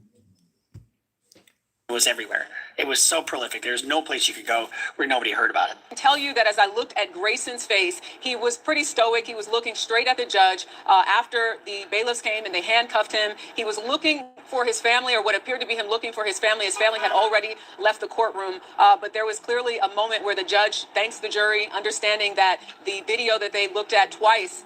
When you're sitting there and you hear not guilty, not guilty, not guilty, you're probably thinking, oh, fuck, I'm home free. Oh, wait, there's a lesser included of murder in the second degree. And, and if you're out on bond at that point, guess what happens? They take you into custody. You're sitting there, you get this guilty verdict. Well, now you're facing a prison sentence, a pretty certain prison sentence. So rather than risk the chance of you killing yourself at home, the court or taking off, the court takes you into custody. And that's almost universal. In this trial was very graphic, very disturbing. He thanked them for their service, and everyone sort of went out on their way. But the process of itself took about 5 minutes. The jurors came in, they announced the verdict, and that was it. Yep, that's what it is. So that is probably the most nerve-wracking time for a defense lawyer. You're sitting there, you put hours and hours, hundreds of hours of work into a case like this. You give your closing argument, you give your cell phone number to the judge's clerk, and now you have to wait. You have to be within 15 minutes of the courthouse, and you wait, and you wait, and you wait. Your palms are sweating. All of a sudden, you get that fucking phone call. We have a verdict. Okay, I'll be right there.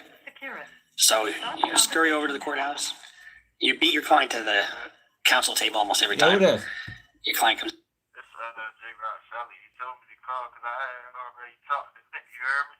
Yeah. That I gotta call you about money that he's supposed to send you so you can send for J-Rock? What the fuck going on though? I don't fucking he on cell restriction.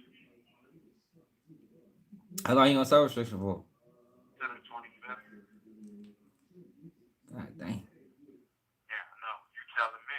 I gotta be in there with his nut ass. Oh, so y'all in the same cell?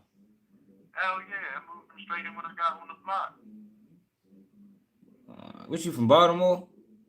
Yeah, I'm from Sandtown. So what the fuck is he saying? He's saying he needed you to send 30. I got this app right here. He needs you to send 30 to. Why don't send it to the normal joint? Because he said it's a different nigga. What? He said it's a different nigga he's from. What the fuck did I don't understand? If he getting the money, he should better get the money and give it to whoever the fuck he giving it to. I don't know what the fuck he talking about, yo. Wait, hold up.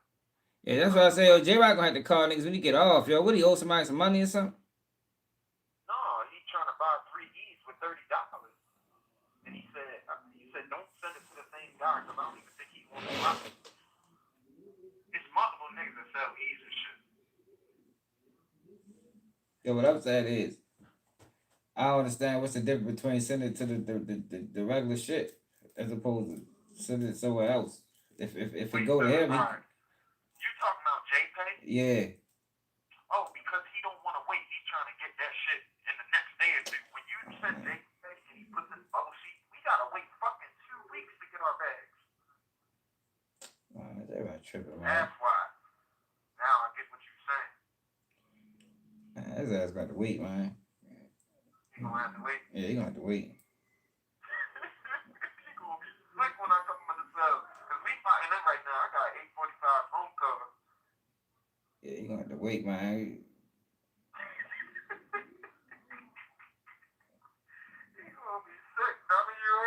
Yeah, he worried about the wrong shit. Anyway, he ready to get out that bitch. That nigga needs to fall back, man. Going to fucking himself up. Well, that shit gonna fuck him over. Yes. He already said he gonna have this conversation with you and y'all gonna grind him up. Hell yeah. Like fuck around and give him a year or 6 month hit.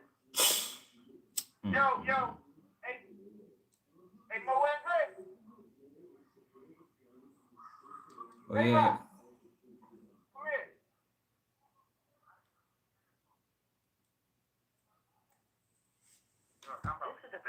In, put your hand on his shoulder, and you say, "You did our best job possible."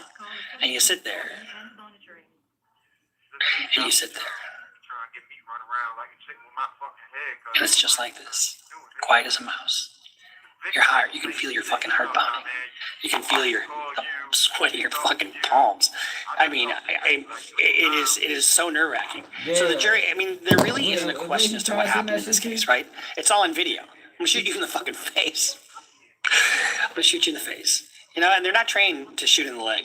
They're really trained to shoot center mass. Yeah. You know, but let's hear some comments after the trial or after the verdict. This second-degree murder charge, make no mistake, Sean Grayson is convicted of murder. He is a murderer now. This is not the exact outcome the family was looking for. They wanted first-degree murder. And when you boil this case down, it comes down to 4... Did he really say when you boil this case down? Honestly, I mean, choose your words a little more carefully when you boil this case down. 4 words. Was Sonia a threat? The unequivocal answer is no. She was not a threat. She was never a threat. And that's what was proven in this court. Sean Grayson, we disagree with this. He had the cover of that counter in between him and Sonia. He had the power of a gun. He had the strength of a badge and a shield. And what did he do with that strength and power? He told Sonia, who was holding a pot, I am going to shoot you in the face. No, let's get it right. I'm going to shoot you in the fucking face. That's what he said. And he said it with such ferocity. You know, that's what gets me. I mean, it's like, you know, you're dealing with somebody with mental health problems. You know, back the fuck off. You know, I mean, you got that counter that's in between you guys. Take 2 steps back. She's not going to touch you with that water.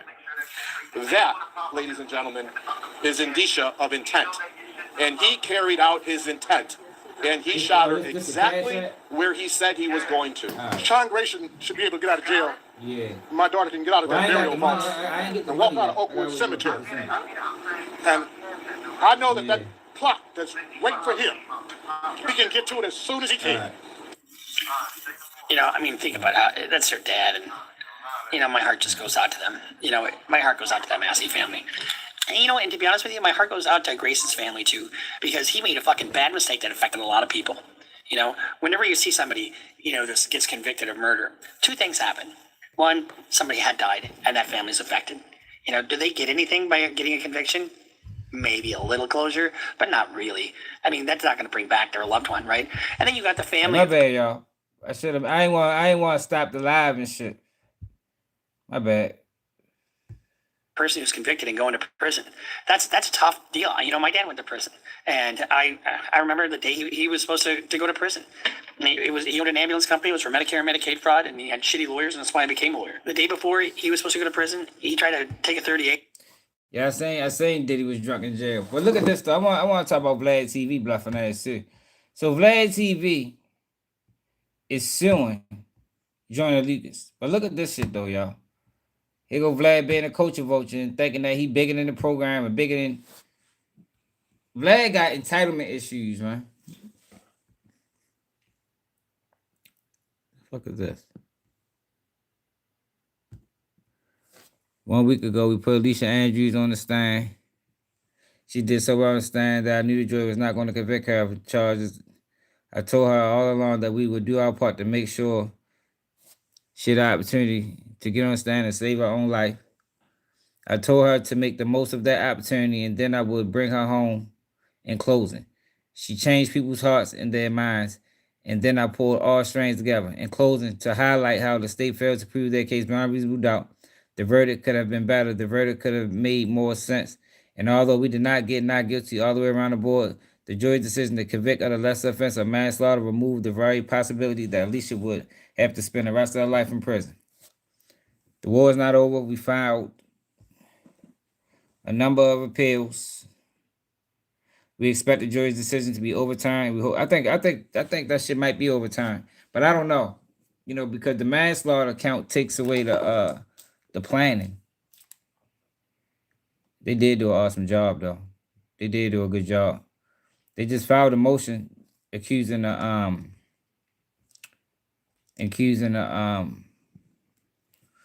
judge of biasness. And remember I said in them closing arguments, yo, she was motherfucking objecting like she was basically obliging to everything the prosecution was saying. I thought that was a little wild, being as though most of the trial should allow them to, speak their mind.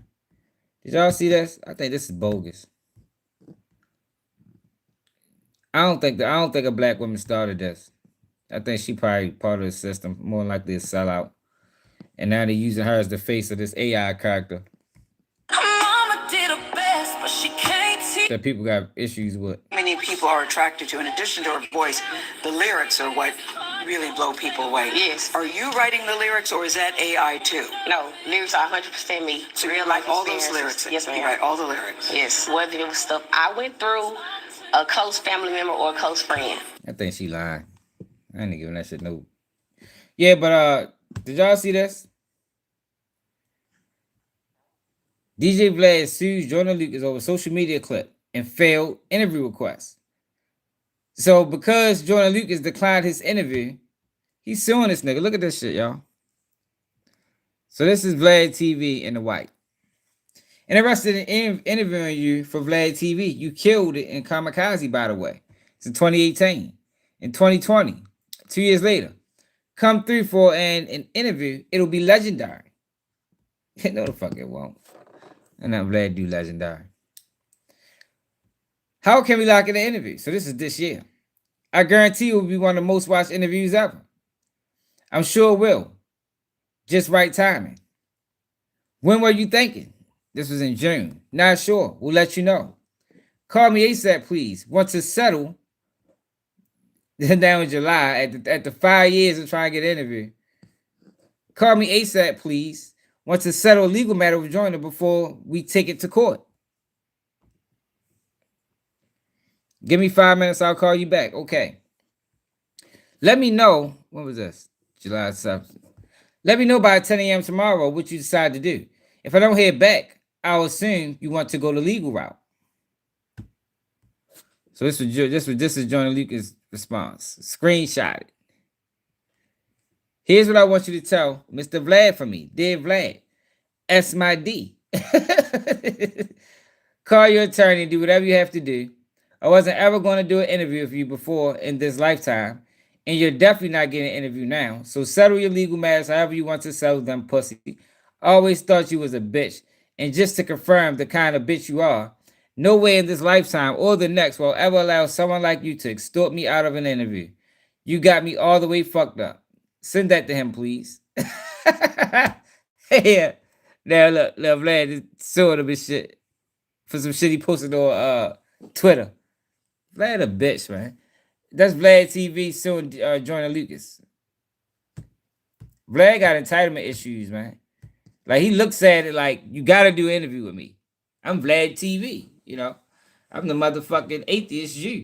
I'm the atheist Jew that that if you want to get your word out there, you got to come over here so I can ask you all these crazy wild ass questions and possibly send you to jail or somebody around you.